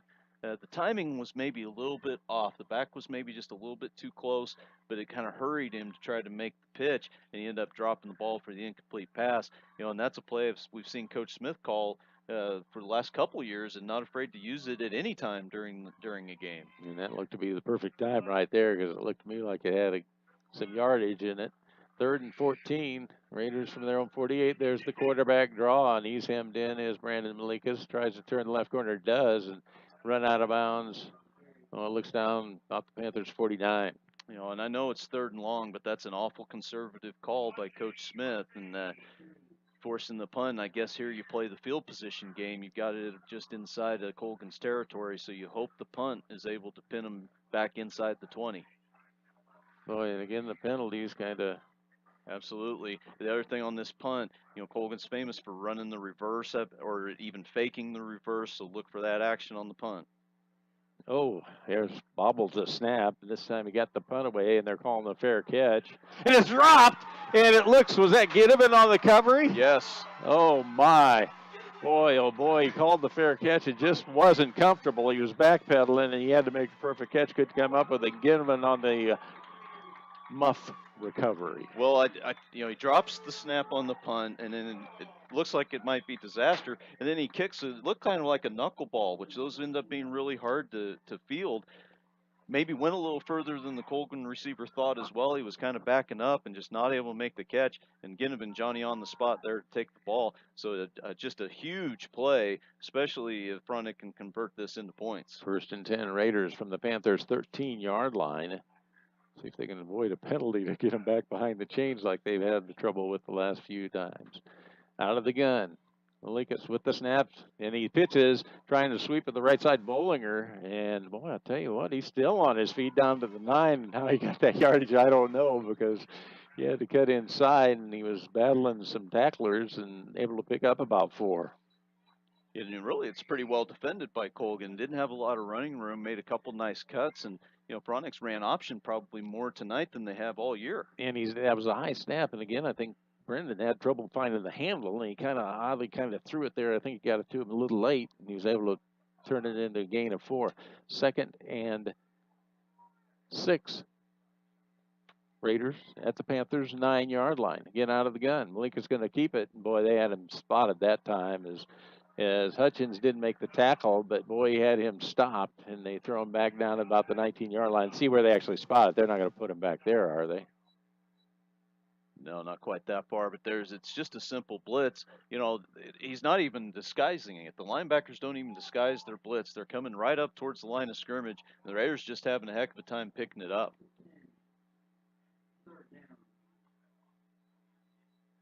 That was a loss of about 10 yards, they said, or actually looked like about 8 to me. But in any event, yeah, the Raiders a little facing a 3rd and 14 from the Panthers' 17. Malikas to throw, pressured, forced to scramble, and boy, he pumps, got a man open, and it is caught. Oh, they're saying he's out of bounds. Who was that? Was that Ryan Long came up with it? Yeah, Long made the catch and tried to do a tiptoe right on the sideline, opposite side of the field for us, so we can't really tell. I will say the official was right there looking straight at the feet, so you would have to give him benefit of the doubt. He wasn't able to keep it in, but boy, a heck of a catch, throw and catch out there. Good try. Now a 36-yard field goal attempt by Trey Harris. Low snap. Oh, they're forced to scramble. Long, rolling right, looking, fakes it on. You better get rid of it. And no, he's out of bounds about the 11-yard line, so the ball goes over. I don't know if that was by design or not, but I think he bobbled the snap a little bit, and then the old fire drill, you take off running. It looked like he might have had a receiver late coming across, kind of from the backside. Chose to tuck it under and do the best he could. one thing about it, though, you're giving Colgan the ball on their own 10, so it's not the end of the world by any means. So 1st and 10 Panthers from their own. They actually put it at the 11-yard line with 7:20 left here in the third quarter, and Frontenac 14-7 lead. Give Colgan's defense a lot of credit. You get the muff punt, you're backed up, Frontenac with a lot of momentum from the turnover, and they shut the door on the Raiders. Single setback Hayes behind the quarterback. Dickey is under the center. And it's going to be a quarterback draw, and boy, he busted up the middle, and Dickey is loose, and he is out across the 25, out near the 27, maybe the 28-yard line. A broken arm tackle at the line, and then made one little juke move to fake the Raider player out, and then the linebackers, again, nowhere to be found after that, and a big hole up the middle. Frontenac probably lucky that one didn't even go longer. 1st and 10 Panthers from their own 27-yard line after that run by Dickey. Well, the Raiders have had the chances, and be it penalties or not cashing in, they've still only got that one touchdown lead, 14-7, with 6:58 left here in the third quarter. Colgan with a 1st and 10, Panthers from their own 27-yard line. There's that crossbuck action and trying the middle, and boy, not much going on there. Yeah, the Raiders have pretty well figured that one out. Look now, though, for Colgan to run that same action and probably bootleg the quarterback out of that. I see that one coming, probably sneak it back out to the flats, send somebody deep, and see if they can catch the Raiders off guard. 2nd and 10 for the Panthers from their own 27-yard line. Max Wilson, unofficially 8 carries, 17 yards. He scored the Panthers touchdown on a 3-yard run. Down to 6:20 left here in the third quarter. Coming wide to the left is Dominic Piccini. Slot left, that's Hayes. Couple wide outs right side, out of the gun. They fake the swing, and he avoids the tackler, does Dickey, trying to turn the corner, and he is run out of bounds after a short gain out across the 30. Boy, that was well defended, but didn't make the tackle. Yeah, slowed him up enough to where he couldn't get out early, but he showed some pretty good speed getting to the outside. Again, been really good penetration. Now you just got to get him on the ground.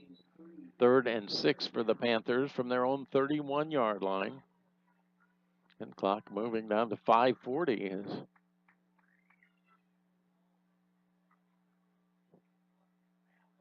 Dickey will get under the center with a single setback behind him. Also have the wing right. And there is that give. The ball is loose. And it looked to me like De La Sega able to get on it. Wilbert and Strand were there trying to get in there, but good job by De La Sega to save the possession. Yeah, and that's that little slot reverse they ran in the first half on their touchdown drive that was so effective. This one, they fumble on the exchange, but I don't think that one was there. I think even if he gets it clean, Raiders were pretty well prepared and had it defended. But good stand by the Raiders. We'll see what happens with the punt and what kind of field position they can get out of it. Bicknell back to receive the punt. And again, Bryans drops back. This time he stands near his own 15-yard line. Nice snap once again. Bryans comes down with a little better punt coming near side, end over end, and taking a roll for the Panthers. But the Raiders going to have pretty good field position. They're going to start 1st and 10 from their own 32-yard line. 4:36 left third quarter. Frontenac leads at 14-7. Well, and I'm sure Coach Smith addressed, and I should have put this in my halftime adjustments, is the penalties on offense against the Raiders have just killed them in this ball game. They've been able to move the football, but then they get a penalty and it comes back. And this week they've not been able to overcome those offensive penalties. And they've been big calls, yeah, big plays. Yeah, and holds. 10-yard penalties, not 5-yarders, but 10-yarders. Raiders 1st and 10 from their own 32-yard line. Malikas under the center with the running backs out of the I formation. Malikas going to keep it. Take it left side out across the 35, out near the 38. Good gain on 1st down by Brandon Malikas. Yep, fake it to the back. You got the follow play. Take it one hole over, and nice little crease there. Good pickup on 1st down. Nice start to the drive. Unofficially, 16 carries, 31 yards for Brandon Malikas. So 2nd and 4 for the Raiders. Football resting shy of their own 39-yard line. Down to 4:10 left here in the third quarter. Frontenac with a 14-7 lead over Colgan. Running backs again out of the eye behind Malikas under the center, and there's a quarterback draw, and boy, got it out near the 40. He was able to pick up a tough yard or two on that, but he was gang tackled and didn't get much out of it. Yeah, that's Sam Green on that defensive line. I've mentioned his name several times. He's played a heck of a game up there, and he just shed the blocker and got on Malika's before he could get going at all. So a 3rd and 3 Raiders from their own 40-yard line. They need to get the first down, get some momentum here on offenses. They've been struggling. You got to figure here come the blitzing linebackers on 3rd and 3. I would be surprised if Hutchins will probably come for sure. They might even send another. Lucas under center, running backs in the eye, rolling right, looking to throw. Got a man, and it is caught, and that is Bicknell. He is in territory, and there he is loose along the near sideline. 20, 15, 10, penalty flag down, and boy, it looked like the Raider blocker come back off of him. They're going to call this a block in the back, and the Raiders are still going to have a first down, but this penalty is going to bring it back an awful long way. Wow, it looked to me like the blocker saw it and held off. In any event, well, the problem really is the second you put your hands up like, oh no, I didn't do it, right, then the official just assumes you did. Boy, and it seems to be always the big plays are on this side, on the Frontenac side. I imagine they're getting an earful and see after the mark-off where it's going to be. And it will be a first down. It's still a positive play. Actually, gain of 11. The penalties, again, just really giving Frontenac a hard time on offense. This one, at least, it's still a first down, but all the way back at midfield, it could have been inside the 5. So 1st and 10 Raiders. At the Panthers' 49-yard line. Out of the eye. Because there's the tailback. That is Model. And he is inside the 45, down near the 44. Big gain on first down of 5. Now that time the Raider offensive line did a much better job staying on their blocks and drove the defensive line backwards. We saw that on the opening drive of the game. Haven't seen a heck of a lot of it since. So maybe that's a bit of the message now too. It's, hey, let's get going, boys, up front. 2nd and 5 for the Raiders from the Panthers' 44-yard line with 2:24. Clock moving here, 3rd quarter. Frontenac 14-7 lead. Couple wideouts right. Running backs again in the eye behind Malika. So, and the tailback slips. I believe is that Tristan Fay in there? Was it the tailback slot? And he was able to pick up about 3. Well, they marked it shorter than that. They only gave him about 1. Or was that Model in there? I'm trying to see. Maybe that was Model. No, I believe that was Fay.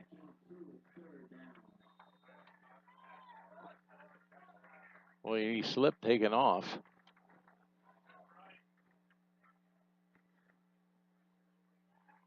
So the Raiders with a 3rd and 3 from the Panthers, just shy of the 42. Malikas is going to keep it, turns the corners, got the first down, and boy, he got his legs cut out from under him. Ended up a 4-yard gain, but he does have the first down. Yeah, boy, he was close. There was another one he was about a step from gone. Yeah, that left side of the line, good job crashing the defensive line down, and it's really set a nice edge. Model with a decent block on the outside allowed Malikas to pick up the first down. That's a big conversion right there to keep this drive going, especially after the penalty that brought that long play back. 1:25 left, 3rd quarter. Frontenac leads at 14-7. The Raiders 1st and 10 from the Panthers' 38-yard line. Ginnivan comes wide to the right. Wide to the left goes Mansour. Running backs in the eye with Malikas. They give to the tailback. That is, I believe that's Model. He's got a first down near the 25-yard line. Yeah, and that's old school ISO right there in a nice hole. And this time on the right side of the offensive line, gets a good block from the fullback, running hard as Model has all year, ran real hard, and picks up another first down. Raiders on the move. 1st and 10. Raiders football resting shy of the Panthers' 26-yard line with a minute left, 3rd quarter, and Frontenac with a 14-7 lead. Been shooting themselves in the foot after the opening drive.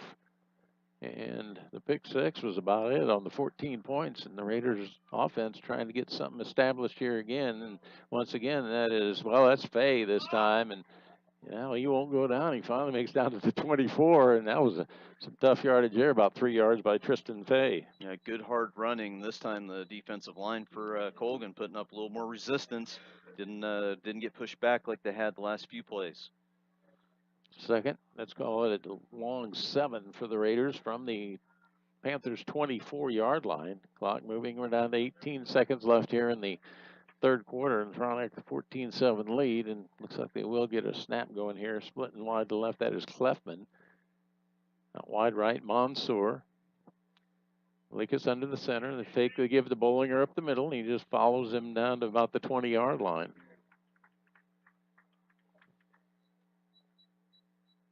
That's going to be the end of the third quarter. So that'll do it for the third quarter. Frontenac leads Colgan 14-7. We'll be back in 30 seconds.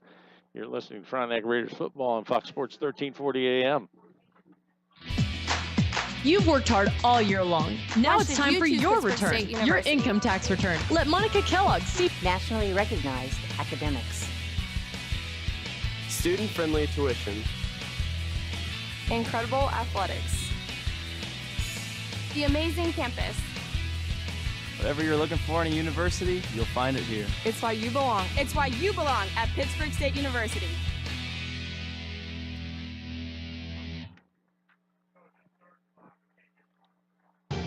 Rob Strandak with Randy Southern. We got a quarter to go.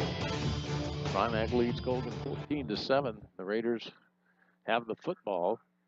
They face a 3rd and 5 at the Panthers' 21-yard line. So I guess you're talking, I'm assuming 4-down territory. I don't know that we talk the field goal now, but You know, if you've tried it twice and not been successful, I'd be shocked if they did it again. I think absolutely you're in 2-down territory. You know, they've had success this drive at times on certain plays, being able to run right at them, getting a good push on the offensive line, sometimes not. You know me, I always like to get Malikas on the outside, give him that run-pass option. That's what I'd be looking for. But like I said earlier, most of the time, Mark does something different than I think so. And he's the one getting paid to make those decisions, so we'll go with him. So 3rd and 5 Raiders from the Panthers' 21-yard line with a quarter to go, and Frontenac 14-7 lead. Malikas under the center. They have the I formation with Flora the fullback. The tailback is Fay. Bollinger, left slot. And there's the give, Fay, and he dances his way down about the 18-yard line. Only a couple of yards, maybe 3, and Raiders going to have a 4th and a couple. Yeah, and they decided to go in the kind of inverted wishbone, 2 backs leading the way, and that worked on the first drive pretty well. Colgan did a pretty nice job of not getting pushed back too much.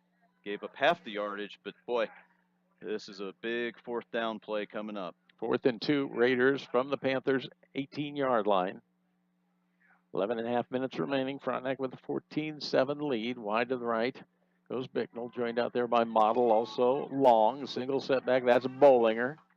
Behind Malikas, who's under the center with the snap. He's going to keep it. Turns the corners. Got some room inside the 10. 5, touchdown. Brandon Malikas making it look easy on that one. Well, it's supposed to be that quarterback follow, and it was all bunched up in the middle. Brandon decides to bounce it to the outside. The corner for Colgan really took a bad angle, kept no kind of outside contain leverage whatsoever, and Malika showed off some speed, went right around him, straight down the sideline to the end zone, and that is just a huge play for the Raiders. With the 11-12 remaining, and the extra point attempt coming up off the foot of Trey Harris. And this kick is plenty long enough as he booms that one through. 11-12 remaining. Frontenac 21, Colgan 7. We'll be back in 30 seconds. You're listening to Frontenac Raiders football on Fox Sports 1340 AM. If you are injured in an accident or on the job, it is vital. The mark of a great body shop is no mark at all. Whether your vehicle has minor door dings, scratches, been in a fender bender, or just needs a complete makeover, the Eddie Auto Body in Pittsburgh will make it look as good as new. The Eddie Auto Body on East 4th in Pittsburgh since 1948. Find us fast in names and numbers. Every 4 years, the fastest and strongest among us come together to determine who's the best in the world. At Frank Fletcher Toyota, we invite you to run through the tape. The best-selling Toyota RAV4 leaves the competition in the dust. Drive away a brand new Toyota RAV4 for as little as $24,997 or get 0.9% financing for 72 months. And every Toyota comes with Toyota Care, our 24-month complimentary maintenance plan. The best deals on the best cars in America. Only at Frank Fletcher Toyota, Joplin.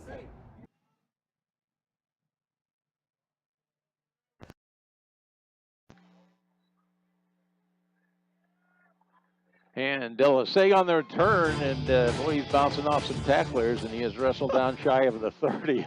Host Raider tacklers as the kick was kind of line drive down there. It got past one of the up men and returned by Delasay. And Panthers will start 1st and 10 from their own 28-yard line with 11:03 remaining in Frontenac, the 21-7 lead, and see if the Raider defense comes up again. They've had a pretty good evening here. Yeah, absolutely. They've played very well, just a 1 touchdown drive. Stay disciplined here. You got to watch the double moves, watch for the play action. If you don't give up a big play, Frontenac should be in pretty good shape. Dickey out of the gun with the snap, looking to throw. Dropping back, a little swing, left side, and the ball loose!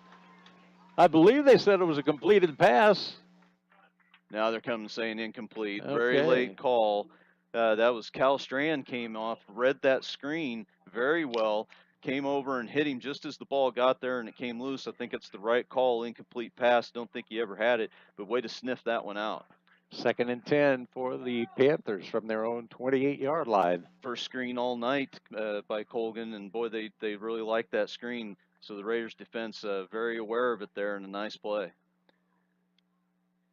Frontenac the 21-7 lead, 10:53 remaining. Panthers a 2nd and 10 from their own 28-yard line. Again out of the gun. Dickey, the senior quarterback, rolling right, stringing it out, looking for some room. Now trying to cut back, and boy, he's got a corner turned as Wilbert. Nice effort on the open field, able to trip Dickey up, and that could have been a lot worse as there was some room along the far sideline.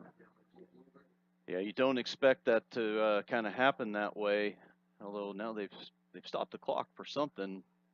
I don't know if there's a flag. I don't know if there's a flag on the sideline or not.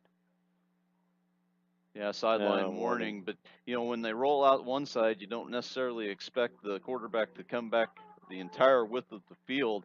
So Wilbert lined up on that side. It kind of come over, but did a good job getting back and able to trip him up, setting up 3rd and about 4. And that's worked a few times, nothing big, but I'm guessing that the receivers were covered well by our defensive backs. Yeah, absolutely. You know, and it's really tough if the Frontenac defensive backs know you have to throw.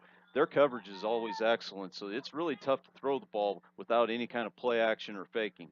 And Dickey with the snap, looking near side, pressure puts it up, and it is too tall, is well overthrown and intended for Bush, and Malika's right there on defense. Absolutely, and then actually Flora from the middle linebacker in his zone drop did a good job coming out, and I think Dickey had to try to throw it over the top of Flora, and that's what created the high throw. 10:33 remaining. Frontenac leads at 21-7. A 4th and 4 for the Panthers from their own 35, and I believe. Yeah, Brian's in to punt. Now, here's where you don't want to make a mistake on the punting team. You just... Well, don't jump off sides here or anything like that. Play safe. Yeah, it's a good snap. Gets the kick away. Nice kick. Bicknell's going to let this one wisely roll, and it just takes a side hop, and the Raiders going to start 1st and 10 from their own 35-yard line with 10:24 remaining, and Frontenac leading at 21-7. Excellent defensive series by Frontenac, and that's if they don't give up a big play, I just find it hard to believe that Colgan's going to be able to sustain a drive all the way down the field. The Raider defense has been excellent tonight. Actually, they're going to mark it at the 33-yard line. That's where Frontenac will start 1st and 10. And here's where, you know, you want to hang on football. Maybe you run some clock. You know, you got 10:24 remaining, 2-touchdown lead, and you just want to avoid that turnover. As wide right goes Bicknell, joined out there. Is that Fay? I'm trying to see. And wide to the left comes Long, single setback Bollinger. And Lincoln's going to keep it, picking his way. And he's still able to fall out near the 38-yard line, pick up about 3. Yeah, boy, there's nothing there, and he just turns it into a positive. Yeah, tried to follow to the left side and nowhere to go, and looked to the backside and was able to pick a few yards up. But boy, I don't know how many times they've ran that quarterback follow tonight. But Malika seems to always be able to make a little bit of something out of it. 2nd, let's call it 6 for the Raiders from their own 36-yard line. Couple wide outs left. Running backs in the eye behind Malika. Sunderson draw bobble the snap, picks it up. Now he's got some room near side, turns the corner, gets a block, 45, and brought down at midfield. Yeah, completely on his own. A busted play. He bobbles the snap, and he wants Patel on the sideline again. His hands are a little wet. picks it up and just takes off with it. And the line got a great push on the left side, crashed everything down. He sees it, breaks out to the left. Mansour out there gets a decent block as well. This Without time a hold. he's been called controversially a couple of times, but he does a good job of not creating a foul. Malikas with a big first down to keep this drive going. Clock is running. Football resting at midfield with 9:28 left, and Frontenac up 21-7. Running backs in the eye. The tailback with it. That's Model again, picking his way, and short gain down to the 48 of the Panthers after gain of 2. Austin Model unofficially 9 carries for 40 yards. He has scored a touchdown. Still running pretty hard. I kind of would have liked to try to bounce that one a little bit. That was the ISO. Chose not to follow the fullback all the way through the hole. Tried to bounce it. I'd still like to see him stay right with that fullback. And if nothing's there, duck your head and go. Well, you get going sideways at pursuit there on this field. You're not going to have much leverage. You're going to be heading toward the sideline and stop for a shorter gain. Yeah, go straight ahead if you need to. 2nd and 9, Raiders from the Panthers' 49-yard line. Clock moving, 8:45 left. Frontenac up 21-7. Running backs in the eye. Rolling right. Malikas looking to throw, and he's got to complete to Bollinger, and he takes the initial hit at about the 45-yard line, able to pick up maybe 4 yards on the short completion. But important, made the catch, and the clock will goes. Keep running, yeah, and a good choice, and that's a flood route that Frontenac loves.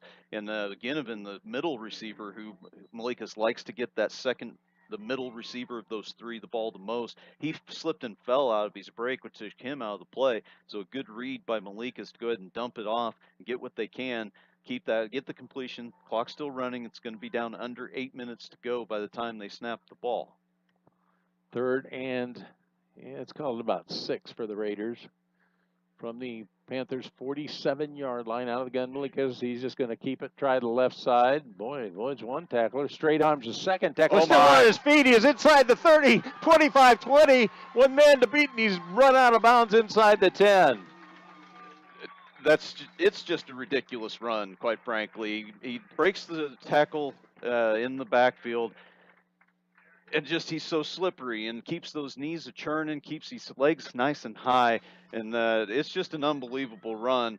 Everybody knows. We heard in some of the pregame stuff. Everybody knows he can throw it. Didn't know he could run it. My goodness, this kid can run the football. Yeah, he's been well defended. That translates into 23 carries, 113 yards, and a score, and also a pick 6. So. Again, it's kind of like what a night, but you're used to it. Yeah, there are times, though, I just shake my head when I watch him run. It looks like he's dead to rights, and somehow he's able to squirm out of it. 7:34, clock moving. Frontenac leads at 21-7. The Raiders with a 1st and goal from the Panthers' 9-yard line.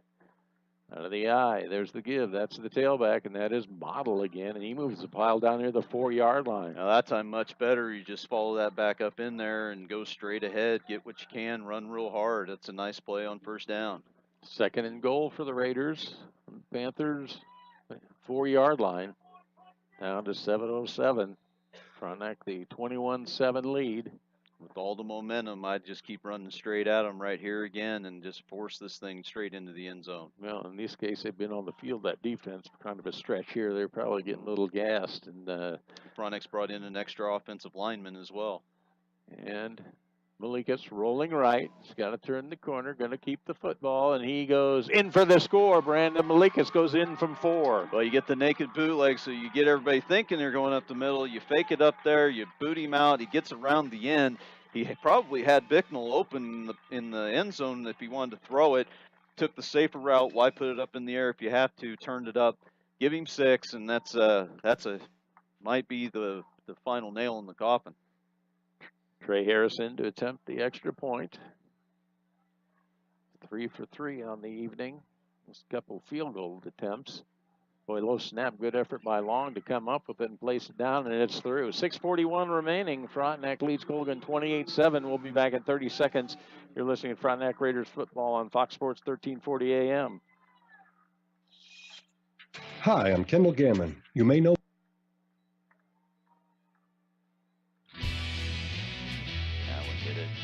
Why should you choose Pittsburgh State University? Nationally recognized academics. Student-friendly tuition. Incredible athletics. The amazing campus. Whatever you're looking for in a university, you'll find it here. It's why you belong. It's why you belong at Pittsburg State University.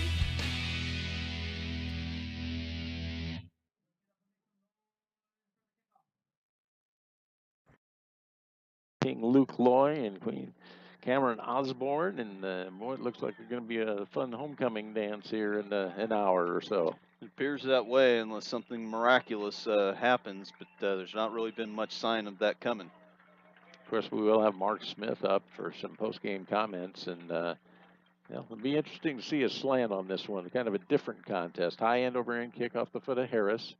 Bush is going to take it about the 5, brings it up the middle, and he is finally brought down out near the 35-yard line. So a nice return by Bush, and the Panthers will start from there with 6:33 remaining and trailing 28-7. Again, we're going to have some awards at the end of the game. The collision of the game, the Eddie Auto Body and Alignment. The player of the game, Kansas Teachers Community Credit Union. And the game-changing moment, play of the game by Pitt Realty. That'll be during the post-game, brought to you by Performance Spine and Sport. And again, included in that an interview with Coach Mark Smith. Panthers will start 1st and 10 from their own 34-yard line. Again, you'd think they'd have to put the ball up in the air in this situation, which when it's predictable, it's much easier to defend. Coming out wide to the right side is Beck. Also out this way is Hayes. Out of the gun, Dickey with a single blocking. But boy, Whiteout was kind of moving. I didn't know if he got set. The pass intended for Hayes falls incomplete behind him. Yeah, had him open and just kind of a curl route in the middle of the field. Had him open, just threw it too wide. Not the best throw. 2nd and 10 Panthers from their own 34-yard line. 6.5 minutes remaining. Frontenac 28-7 lead.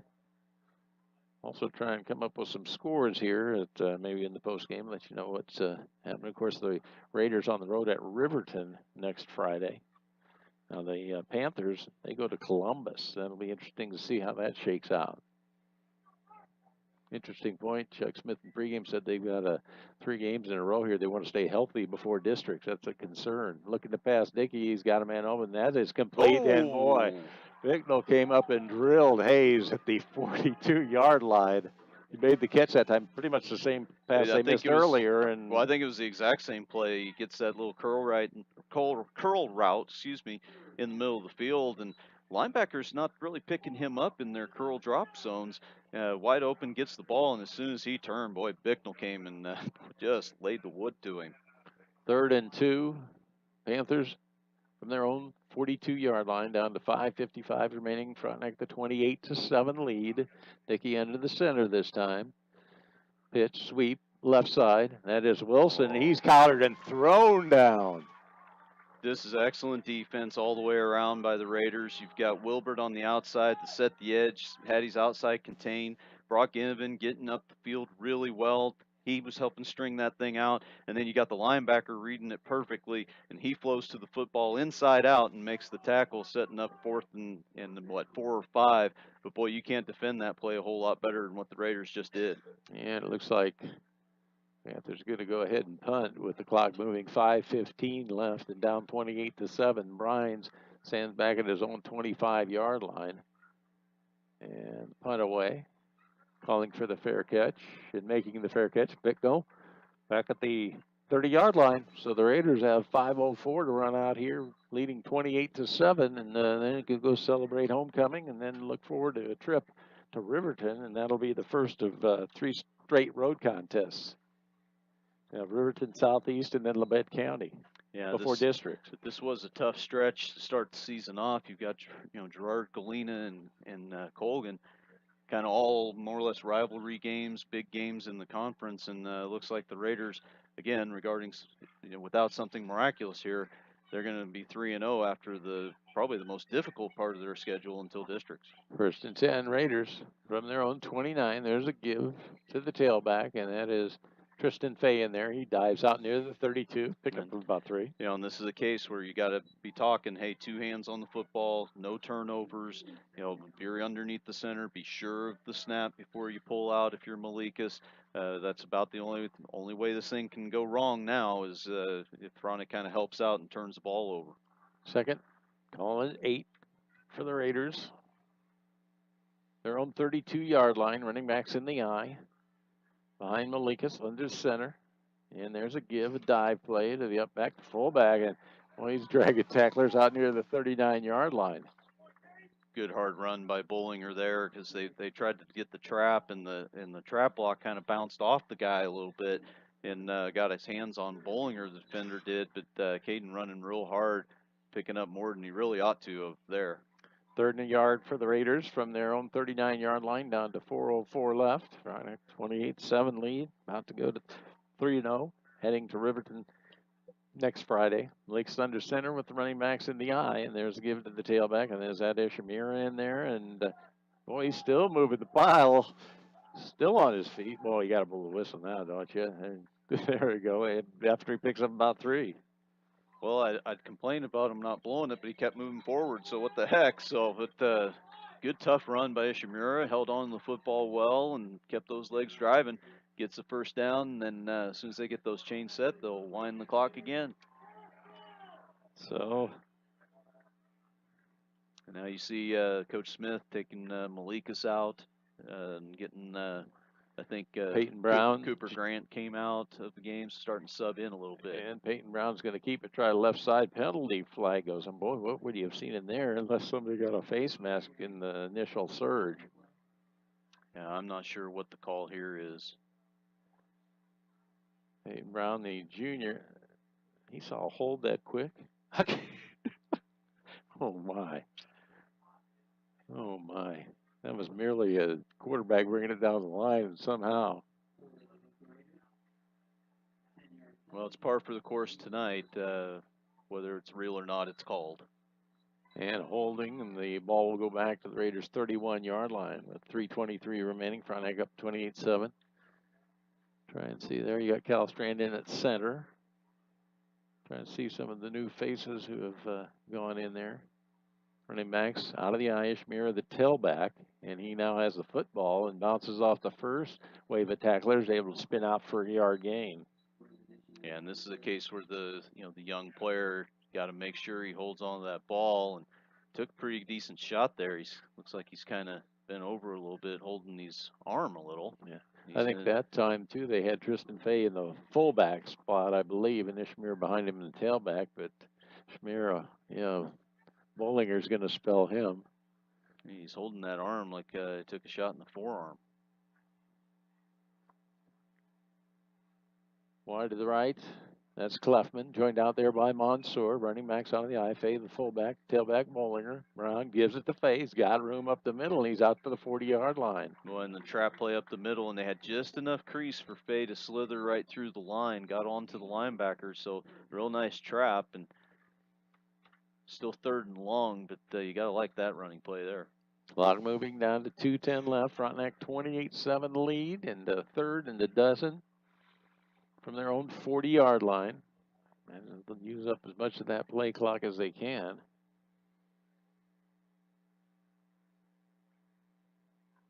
And Brown under center. Running backs in the eye. And the give, the tailback. That is Bollinger, and he picks his way out to the 44-yard line. And I got a few updated scores for you, Rob. Got the Webb City 28-0 over Pittsburgh. Got a final at Fort Scott. They beat Chanute 22-0. Coffeyville has extended their lead on Riverton. They are leading 36-0. I believe that's at the end of the 3rd quarter. And then Sarcoxy is up 52-0 on Southeast. So a punting situation for the Raiders with 1:12 remaining and leading 28-7. As Harris back to punt, stands about his own 31-yard line. Good snap. Not much pressure. Gets the punt away. That's the main thing. And coming up to take it is Hayes, and he bobbled it and was able to fall on it out about the 30-yard line. Yeah, not really pressured either. Just had to run up on it a little bit. And Colgan fortunate not to cough that one up. But 54 seconds left to go in this one. The Raiders a 28-7 lead. This is a very good win for Frontenac. All things considered, it's homecoming, which always makes me a little bit nervous. Boys aren't always concentrating on football. But this was a well-focused team tonight. You've got the rainy conditions, you've got the rivalry, and yet these boys come out and have played very well tonight, and they're going to come away with a W. Dickey in the gun, quick hitch, left side. It is complete, and that is Bush, and boy, he's going to be thrown for a loss. Nice play out there. That's Peyton Brown. Did a great job, read it well, came up from that corner spot in a perfect form tackle, shoulder right into the waist area, wrap the arms, drive your legs. Excellent form tackle. Yes, indeed. So slow developing, too. He raised up, and Bush got the reception, but nowhere to go. Yeah, this is big, too, because I think there was so much last week was a little disconcerting for him, moving the game back and the like that. There was a little thought, and then you go come in the way the weather was now. Oh, are they going to cancel it again? You know, that type thing. Out of the gun, pump one. Dickey scrambles, gets around the corner, puts it up, and it is almost caught. A diving effort in the midfield by Hayes also out there was Trevor Graham was kind of in the ballpark. Pass falls incomplete. We're down to 4 seconds now. Penalty flag is down. I think this is on the Raiders. Maybe a late hit, maybe? I'm not sure. Yeah, roughing the passer. Wow. I guess one blatant or glaring concern for Coach Mark Smith would have to be the penalty situation in this one. Yeah, that'll certainly and I agree with you, too. You talked about it earlier. There was some that, I would consider iffy at best. Yeah, but, at least two. So 4 seconds left. Dickey under the center with the snap, dropping back, looking to go long, and it is caught. Pickup of 10, and that is going to do it. So the Frontenac Raiders knock off the Colgan Panthers by a score of 28-7. And we'll be back with the Performance Spine and Sport post-game show after we take a 2-minute break. 2 minutes. You're listening to Frontenac Raiders football on Fox Sports 1340 AM. Watco Companies has been a member of the Pittsburgh community since 1983. Now a national freight transportation provider, Watco serves customers in 26 states by offering transportation, mechanical, and transload services. Whether transporting potatoes from Idaho, replacing rail cars in Iowa, or transloading rock in Alabama, Watco will never forget their roots because there's no place like home. Watco supports Pittsburgh community athletics and wishes all area teams the best of luck. The true test of a great insurance agency comes when you suffer a loss. It's easy to take your premiums, but Ray Ryan of Ryan Insurance of Pittsburgh knows that handling your claim is the most important service an insured needs. Claim is our chance to let the customer know that we'll be out there, not just that we sold them a policy, we'll also be there when a claim occurs to make sure it gets handled in an honest, respectable way. Ryan Insurance of Pittsburgh, a trusted choice agency. Find them fast in names and numbers. PhelanLawFirm.com. Since 1945, Tri-State Building has been helping build the four-state area, providing quality construction services and dependability at competitive prices. Tri-State Building has a reputation as a general contractor and an authorized Butler builder, which holds experience, quality, and reliability above all other considerations. Tri-State Building has built a multitude of projects and is your full-service design build contractor that can take you from concept to grand opening. For an honest and proven contractor, call us, Tri-State Building.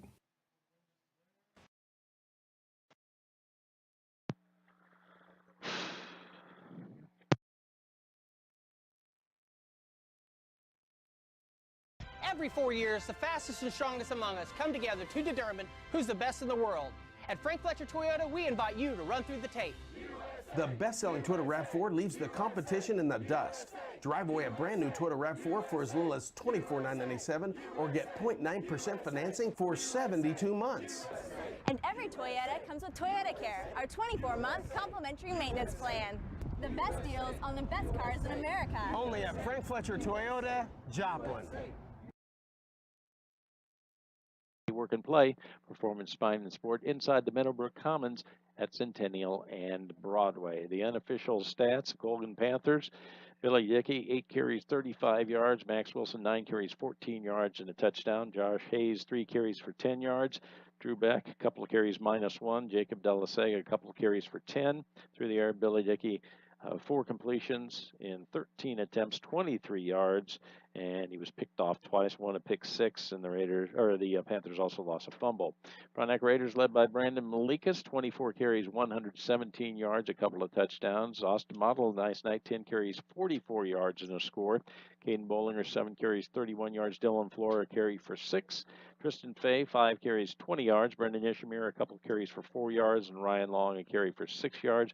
Brandon Malikas through the air, 7 of 14 for 58 yards. Scoring summary, Frontenac scored first with 8:06 left in the first quarter. Austin Model from 3 yards out. Trey Harris good on the extra point. It was Frontenac 7, Colgan nothing with 8:06 left in the first quarter.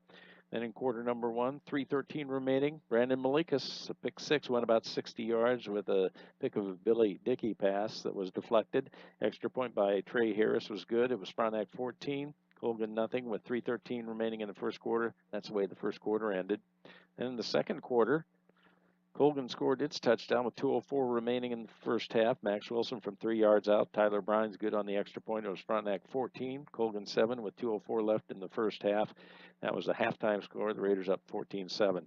Went through a scoreless third quarter. Then in the fourth quarter, 11:12 remaining. Brandon Malikas, nice run, 18 yards for a score. Trey Harris good on the extra point. It was Frontenac 21. And Colgan 7 with the 11:12 left in the fourth quarter. Then with 6:41 remaining, Brandon Malikas again from 4 yards out. Harris again good on the extra point. Frontenac 28, Colgan 7, 6:41 remaining. That's the final score. Frontenac wins at 28-7, goes to 3-0, and hits the road to Riverton next Friday. The Colgan Panthers fall to 1-2, and at Columbus, it's going to be interesting to see how that shakes out. And of course, we've waiting Mark Smith coming up. He's talking to some other folks and, of course, family and friends in town for this annual rivalry contest. So some awards we've got to hand out. Now, the collision of the game goes Vietti Auto Body Alignment. When you find yourself involved in a collision on the streets, choose Vietti Auto Body Alignment. With over 100 years of combined experience, Vietti Auto Body Alignment on 4th Street since 1948. The Collision of the Game Award, courtesy of Vietti Auto Body Alignment, goes to Isaac Bicknell, fourth quarter. Josh Hayes for Colgan catches a pass over the middle, turns around to run, and Bicknell came up and just lowered the boom on him. By far the collision of the game. Yeah, and there was collisions out there. They It was get physical, but that one stood out. He yeah. got drilled, that was sure. So congratulations, Isaac. The player of the game, Kansas Teachers Community Credit Union. Kansas Teachers Community Credit Union is a sound, quality-driven organization that provides the most desirable financial services for members while safeguarding their assets. With 4 locations across southeast Kansas to better serve the community, you can find them in Pittsburgh at 416 North Broadway. The Kansas Teachers Community Credit Union Player of the Game Award. Brandon Malikas, again, I don't like to go back-to-back games, but there's no doubt in this one. Just 58 yards through the air, but 117 yards on the ground, 2 touchdowns, and the pick 6, along with all of the pass breakups that he had. He caused another. He's the one that deflected the other interception in the second half. Brandon with another just stellar game. He's the player of the game. And the game-changing moment or play of the game, courtesy of Pitt Realty. Buying and selling a home is one of the biggest events in a person's life and should not be taken lightly. Pitt Realty promises to be there every step of the way, guiding and advising to see through that the transactions made are most beneficial for you, your family, and or business. The Pitt Realty game-changing moment or play of the game. I think we got to go with Brandon Malikas' pick 6, even though it was the first quarter, but it gave Frontenac a 2-touchdown lead and enough points to cover the rest of the game. So I think that's got to be your game changer. Well, it's kind of odd, and congratulations to Brandon again, an outstanding contest, and also Isaac for that award. But we've got that opening kickoff scored. You're thinking, oh man, we're rolling on offense. A little low there, and then the pick 6. You're up 2 touchdowns, and then after that, it was it got a stagnant. Colgan scored, and it was a ball game. Well, and on the pick 6, Colgan had a bit of a drive going. It was about midfield, and again, I give Coach Palumbo and the defensive coordinator a ton of credit on that pick 6. I don't think I've seen the Raiders play zone coverage in the defensive backfield maybe a handful of times all year long. It's always been straight man. He picks the right time to come with the zone. and you could just tell the quarterback's not thinking it's his own at all, throws it. Ryan Long deserves some credit for the pick six too, because he's waiting on that receiver. The throw goes off the receiver's hands with Long bearing down on him. Malikas in the right spot at the right time, takes it and outruns everybody. And just a great defensive call, I thought. Yes, indeed, and that was a big play as it got tight after that, but kind of stretched it out at the end in that fourth quarter, and a big win for the Raiders, 28-7 over the Colgan Panthers. Joining me, Coach Mark Smith, and Coach, we were talking. Of course, we were going through it again, the old weather situation heading into the game tonight, and. All things considered, with the amount of rain and the like, as long as the lightning stayed away, the rain, but it looked to me there were some slips and stuff, but with all that rain, the field looked like it was in pretty good shape. No, our field handled pretty well for how much rain we got today. Really worried about that, and we can't use that as an excuse, because what really hurt us was all the penalties on offense. I thought we were executing well, and then we just had one big play sometimes that just killed us on a few plays. But our defense was tremendous and got us that early lead on first half, and then they just kept going on D. Well, you know, you took the opening kickoff, drove down, you score. That's huge. You get the momentum once again, which has kind of been the way the season's been going. Then Colgan's getting a little bit going, and the pick six by Brandon Hughes, you're up 2 scores again, and you're thinking, well, this you know, could be pretty good outing, but boy, got a little trouble there and let them score, and it got a little tight. Yeah. We kind of got flat after we got up 14-0. That's what I've been trying to stress at practice, and we done it for 3 weeks, had tremendous starts, and we just got to be able to play 4 good quarters. And I thought we were good at times on offense, but once again, those penalties really hurt you, especially on a wet field like this. So I thought second half we really were more physical. We ran the ball a lot harder. Brandon made a few great plays athleticism-wise, and our defense just kept giving us short fields and chances to score. And we took the opportunity, tried a couple of field goals, and I think the one, I guess, was wide right. The other, I don't know if it was an errant snap or not. In any event, Ryan tried to make the best of what he could do, but you know, he kind of hit the doldrums there on the offensive side, and the good thing about it was defense was able to hold and then get the ball back, and looked like they had a pretty good game overall. They did. Yeah, we practiced those field goals because we're going to need him sometime. Trey's a great kicker. He kicked it good. I just guess he missed it wide right. So we're going to need one time to win a game. So I'm glad we got to practice it. It was a hard conditions to kick, but it was good to do. And we had 3 or 4 possessions inside the 30-20. We just got to punch it in. We got to be better in the red zone. Yeah, and they were, you know, we've talked in the past, you haven't been had the problem with the penalties, turnovers, like, well, not the turnovers tonight, but again, penalties kind of reared its ugly head, and it was at the inopportune times. There was big plays that were called back that would really momentum swings. It was, and that's a big key to our game. We didn't turn the ball over, which is huge. Sometimes a punt is just as good as anything. So offense they took care of the ball. We just had way too many penalties, and they won't like it, but we'll take care of it on Monday and get better. But it was a great win. Every time you beat Colgan and move to 3-0, you got to be excited. There were great things that happened. I think our seniors stepped up in that second half and led us and stayed positive, and that's what we wanted to see. And now you got this one out of the way. You got the homecoming distraction, you know, the Smith Bowl type thing. You can go to 3-0 and head to Riverton. And I know, like we said earlier when we were talking this week, you think that the novelty kind of wears off, and I think it has a bit, but I know it's got to be a load off your shoulders now where you can be 3-0. We knew this was a hard stretch of the season, the first 3 games, and then you can get after it, get prepared for the next week. Definitely. We're off to a great start. Defense is playing really, really good. Our special teams are strong right now. We just got to be more consistent on offense, and I think we'll get that. We got the guys to do it. But yeah, great teams. I think we've made great improvements each week. This was tough conditions. We needed some adversity like this against a very good team. They played their butts off, and they're being undersized. I mean, they played hard and made it hard on us. But we got a lot of learning things from this, which will help us out in the big games coming up. What about health-wise? I didn't notice really anybody dinged up. Saw a few come to the sideline holding an arm or something like that, but anything major? I don't think anything major. They might have held their arm after they got a flag or something.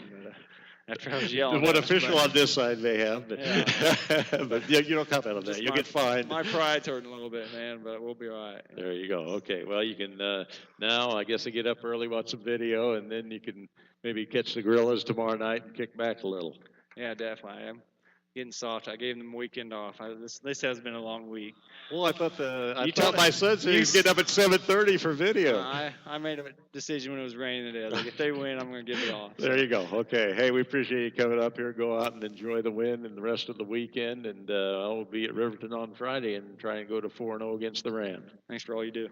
That's Mark Smith. I know he's got to be excited about that 28-7 win over the Colgan Panthers to go to 3-0 and head to Riverton on Friday. So that'll about do it for this broadcast. And again, a reminder, turn over to KSHQ, ESPN 100.7 FM for the Campus Bookstore Scoreboard Show. They'll keep up to date on a lot of the scores. And again, we'd like to thank all the sponsors who make the broadcast possible. Of course, McCullough and Randy Southard. We had the cameras going. You can always check out ESPN1007.com for the stream and the video, and that's always fun to take a look at. And Frontenac knocks off Colgan 28-7, and you've been listening to Frontenac Raiders football on Fox Sports 1340 AM. Good radio. Weekdays 9 a.m. Eastern, 6 Pacific on Fox Sports Radio. During the Civil War, it was called soldier's heart.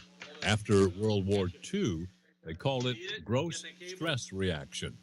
It's been called shell shock, war neurosis, and battle fatigue. Today, we call it post-traumatic stress disorder.